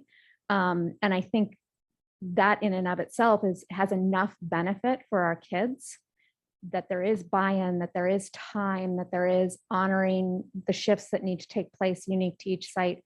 That is good for kids too. And so it's not, if we have to choose between it, I think having a continuum is a good thing. But I also think that it is not always obvious to parents why we make those choices or why we allow that or why that's good for their child. So I think we have to be really careful there. I would say that I want to +1 sort of the theme of number 1 here, that getting, and I think I said this the last time when we all met, and I was so thankful to have all of your input today, and also then that getting that intervention into the school day and allowing all of our kids to have at least one fun elective is really important to me. And if there's a way within our budget limitations, which are big still, that we can figure out in our FTE planning to make that a priority, I'm definitely in favor of that. Even if it means we may need to not be quite as tight with our FTE planning at the middle schools in order to make that happen. I think the sooner we can make that happen for all of our kids, the better. And while I'm on the theme of the intervention piece, at some point, whoever did that slide 17 said sort of, for those who don't know, and then I want to pick up on the other theme that Amy just raised about, that the way we ask questions of students, a lot of students aren't going to have that awareness to know what some of these things mean, more, equitable learning time or more equitable prep time for their teachers. But I also think that's true of the intervention one, and not only for our kids, but especially even for our parents. I think if you're not a parent that hasn't had a kid, or if you are a parent that has not had a kid that needed that additional support, that question may not have even made sense to you and as a parent. And I think we saw that in the data, that there was this very large group on that one particular question that was whatever our category is for sort of don't agree or disagree, right? I don't have an opinion about it because it doesn't affect me as a parent. And so I think it's really important that while we always want to hear and we want to take that feedback from our community, sometimes there are times where we have to say, it's not that we know better, but that we just recognize that it's a bigger issue for some than others. And I think we're charged with making sure that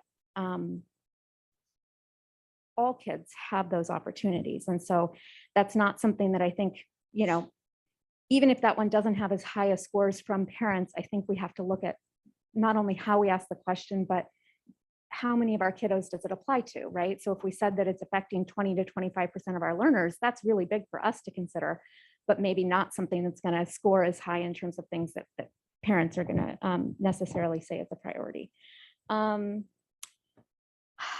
Sorry, Satish, I know I'm over a minute, well over a minute. I wanted to plus one, Phyllis has brought up, and I think I had brought it up a little bit last time too, about the idea of, as we're sort of figuring out our intentions around how we integrate any sort of SEL in, that I am a fan of that model that builds the relationship over time. And I totally understand sort of this notion of it's awkward if it's not a teacher that you have for a regular class period. I also think though that if you start with somebody in 6th grade and you build with them over time through 7th and through 8th, that relationship builds over time. Just, I don't want to say just like any other new teacher that you get at the beginning of 6th grade, but sort of in a similar way. And then I want to plus one, sort of what Sylvia said, that sort of there's this idea of it being a carve out and not necessarily a course. That resonated with me, but also the caught not taught also being important. So I guess that goes back to the idea of, I don't think it's one or the other. I think it's both. I think it's all. I think it's integrated and specifically something that we want to highlight. And I hope that our panorama data will tell us, guide us over time in, maybe what changes we can make, but also knowing that even if the needle is slow to move, it's still important that we do this for our kiddos. So that's my comments. Thank you. And thank you to all of you for being here today and for this, I think, super important discussion, and have really appreciated hearing the first hand perspective and getting the answers to some of the questions I'm still wrestling with. So that's it. Thank you. Jerry, you want to? Sure, thanks, Satish. 3 points. First of all, around culture, I think what Sarah said about the importance of culture really resonated with me. I think if there isn't buy-in from everybody, these changes won't stick. And so looking at these proposed agreements, certainly, number 3, big plus one there. And to a certain extent, number 2 also, we really want people to move at a rate that they're comfortable with. I would like to see some target dates there. I know it's a little contradictory, work at your own rate, but then having some dates that I'm hoping that'll actually help to drive action. Second point around the discussion around SEL, for me, it's a lot like business school, right? You go to business school, it's not all about lectures. It's really about case studies. It's about projects. And so I think I would just like to add that when we, I know it says SEL class, but when I read that, I'm really thinking of all that. And I think I mentioned this earlier in our previous segment of the meeting. The more we have these opportunities for the students to learn sort of the tips they learn in these classes, right? Like, how do you develop grit? That's gonna have to come from doing stuff, and so that's sort of my 2 cents there. And then the third point is around the second elective. So it sounds like, what I heard is it's generally any sort of concerns about it is really around implementation and funding and all that, and not that it's a bad idea. So I'd be interested to see if that's sort of the opinion of the board, because, and I do recognize there's a journey here. And I think looking at the results, I can see some schools, I guess, looking at the results, students and staff are perhaps more, I guess, see the importance. I'm trying to phrase it in a way that's not sort of biased, but I just say there are different results there. And so then I wonder, would there be any sort of appetite in saying doing some sort of a pilot?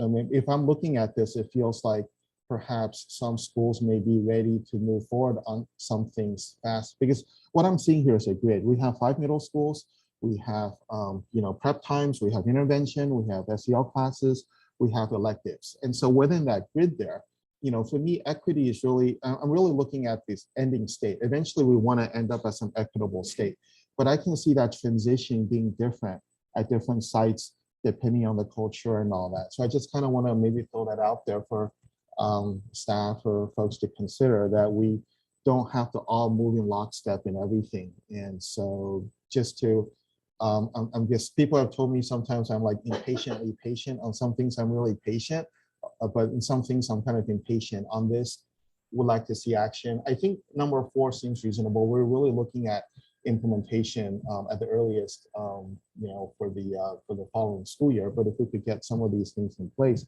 even as pilots, that would be great, according to whatever the culture and the readiness of the different sites. I'll just throw that out there. So thank you. Thanks, Satish. Thank you. I want to thank all the middle school teachers for being here. Over the years, for a lot of years, some of the boards have considered or not consolidation, but consistently trying to make changes in the middle school, and it's never worked. And it's never been a situation like this where all of the leadership in the middle schools come together and talk about it and make some common decisions. And I really appreciate that. So thank you for that. So in terms of the proposed agreements, I agree. I think they're fine. Number 2 is especially important to me, that we move with readiness. I think some of you site leaders have a heavy lift with some of the opinions that I saw on the surveys. So I think that moving in a way that brings everybody on board is a good idea. So that's it. Thank you, Satish. Yeah, I'm good with all of the proposed agreements. I'm a little with the caveat that I'm a little cautious about number 1. Like, on the one hand, like, I'm in total agreement, like, to do it during the school day. But I guess I'm wary of the fact that for some of the students that do struggle more, if it means taking away an elective class, or if it means taking away some of those activities that actually engage them more in learning, like, I guess I don't want it to be a choice for a student or a parent or an administrator to be like, okay, well, you need intervention in this subject that you hate, and we're going to take you away from this class that you love in order to give you that intervention. So that's where I get concerned about that, and I'm sure as administrators you guys are already making up ways to work around that, but I would hate for us to do a blanket kind of thing, which then ends up having this unintended consequence of making the student less engaged. So I guess that's where I'm at with that. But otherwise, yeah, the rest I'm good. Thanks, Sylvia. So mine is, I'm going, I think I looked at probably Alison and Mary this time. So I think it's great. Only which I see, one specifically, I see a difference between KMS and other things, all questions, right? So we had to find out why it is so. I think it is good for us, because when any proposal, when you are pushing, when there is a difference between one school and all other schools are similar, and one school look little different, right, on all the stuff. So there must be a reason for that, and let's take a look into that. And second thing is, like, and the stakeholder input, I was mentioning in the previous thing also, maybe some parent input also will be good for us, because the students probably will be too young for them to give an input on certain things, and eventually parents also should be happy on this whole transition, right? then I think coming back to what Jerry said is kind of a little bit of a timeline and a periodic update on that, like how it is going to go, because we have only a high level January. So something like certain things in what interval we can see it and things like that, and a periodic, at least a short or even a Friday memo kind of thing. Some updates also is good, right? So thank you all, and it's a really great lot of information, and appreciate you all coming here and sharing with us. Thank you. I just echo that. Thank you to Marie and to all of you coming in from the sites, and look forward to our next time that we'll get to bring back and bring some updates and continue the work. And it is exciting work because it really is at the core doing what's best for kids. Can I respond to Jerry's question real quick? So I would agree that I think, and especially in light of, what is it, number 4, where we kind of say that one needs a little bit longer time horizon on it.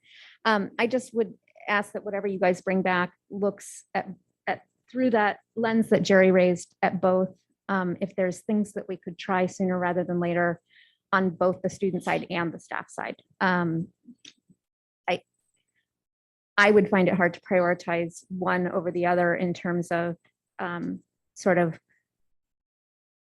the equity piece on both sides of that equation matters, and it matters for our kids in the end to address both sides of that equation. So that would be it.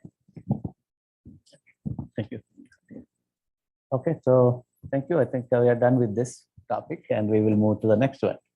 And you're welcome to stay and join us on this. Like to. So our last session really is that culmination, as we've been talking about the planning, and a couple comments that have come up throughout is talking about funding, and that is one of the most important as we look forward and plan out these multi-years and incrementally where we're adding these for. And so did want to finish up today with talking a little bit about where our budget is, and specifically our parcel tax, because we started having those conversations, and we've said where parcel tax money goes to, but we thought we would break it down more into that practical, where does it actually apply in the classrooms? And so tried to put together in one succinct area, and I'll turn it over to Chris. Good afternoon, everybody. Thank you. Just to kind of tag on to what Stacy was saying, the purpose of today is to highlight one aspect of our budget. And as we move forward into building out our budget for next year and then looking at the multi-year, both Stacy and I feel it's important that we raise this discussion here about, in absence of the parcel tax, what does that mean dollar-wise? What does that mean in terms of the services that are being provided by this? We have over a year to make some decisions. I mean, obviously, there's nothing that we're able to do per se for next year as far as staffing goes. But when you look at this graph here, let me just focus on can we blow it up a little bit for everybody? All right, thank you. Oh, actually, before I forget, I'd like to thank Aaron Lindsay for putting the slide together. Aaron did a great job in putting together some chicken scratches that I had. So I do want to say thank you for that. But as I was saying, really, when you start talking about the parcel tax, although we've said that the parcel tax is generating about $8.4 million for actually $8.363 million for the district, I think it's important that we need to start understanding what the parcel tax is paying for in the current budget. And then when you look at this graph here, all of the funding here pretty much is paying for personnel costs. So, when the parcel tax goes away, then we're at a point right now where we're going to have to look at these services and see what's important for us and find ways to move these services back elsewhere into the budget, or start having some of the conversations in terms of how do we do without some of these services. But just to highlight some of the key pieces here. I mean, the parcel tax covers the largest portion toward core academic programs, and that's pretty much teacher FTEs. So roughly speaking, it's about almost 60 FTE equivalent, or about 6% of the parcel tax is going to those types of services. The other areas, school library, media technicians, that represents about 31% of the staffing that we have for those positions. Counselors is even a larger percentage. The majority of our counselors are are funded directly from the parcel tax. Maintenance and grounds, a smaller portion, about 10% of the workforce there is paid for out of the parcel tax. The lion's share of the maintenance and grounds folks are either paid, well, actually are paid out of the rest of the general fund. Custodial, about 16%. So really, I just wanted to highlight again that we have time, but we will need to start thinking about how to what's most important for us in terms of these services, and figure out how to deal with this before the parcel tax comes off the books in June of 23. So that's all. That was all I was intending to share with the board. So happy to entertain any comments. Thanks, Chris.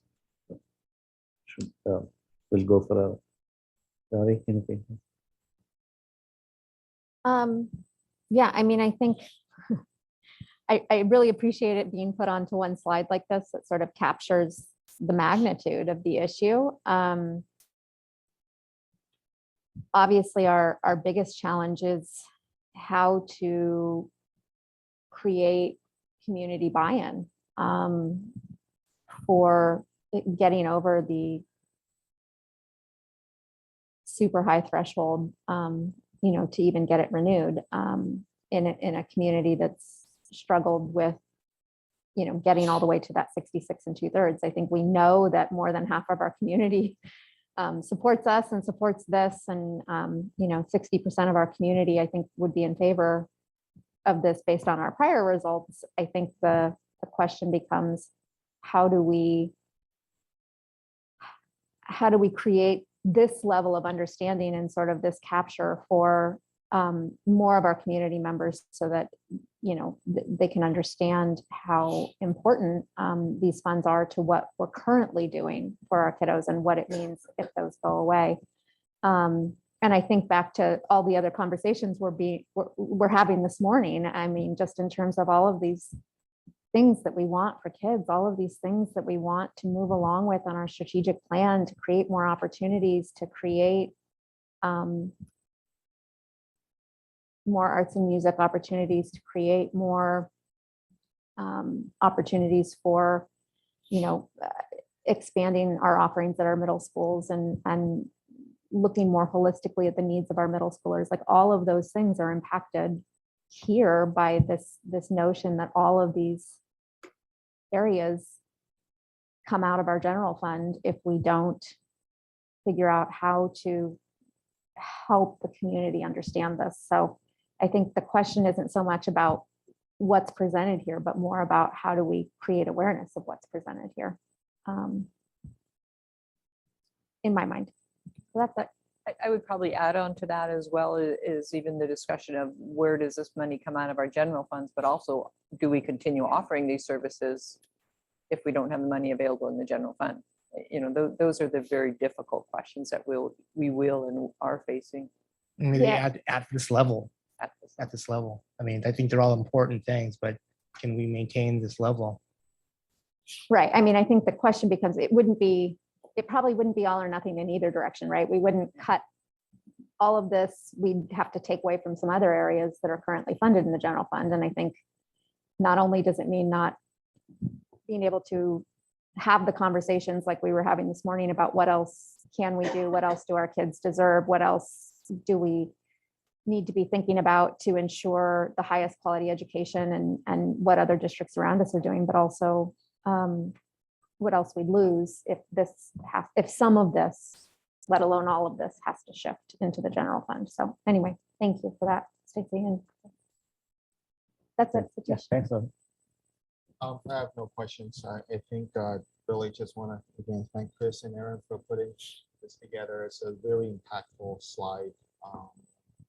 Maybe just clarification for the community. We wouldn't be able to make do without, for instance, looking at the core academic programs, that the teacher FTEs. That's not something we can just do without, right? That's a question for Stacey. Yeah, that's correct. We would have to fund those positions. Those are our classroom teachers. Great, thank you. Thanks, Atish. Yeah, thanks.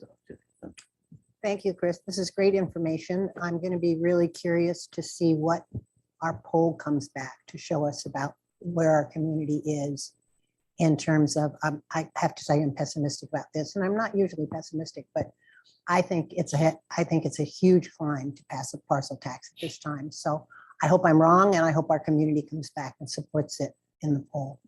Thank you. My question is FTE. So for counselors, we have 10 FTE, but we actually have more people, right? Or is that 10 people? There may, Like- this just represents the full-time equivalent. There may be some part-time, or not partial, but partial counselors that share a contract. I'm just curious if that's like what the actual number is. We can get you the exact FTE or name count. People or People. this is FTE represent. Yeah. What is the FTE How many- represent in terms of actual Actual bodies, number? Yeah, bodies. people. We Yeah. can get that. Thanks. Actually, can I, if that data is coming, can we get sort of a breakdown of where they are? How many of those are middle school versus how many of those are supporting any sort of work at elementary schools? That would be helpful too. If that's going to come. Thank you. Safe to say all of our middle schools have two. Yeah. This is where this is coming from. We have 10 counselors total at the middle schools. So that's, Super. we have some other things that I know social services has some special counseling. These are just the middle school counselors. Okay, So these are like the guidance counselors at each of the middle school. I see. got it. Okay. But what about the other counselors that we have at the elementaries? Those are funded under LCAP, so they aren't currently funded under the parcel tax.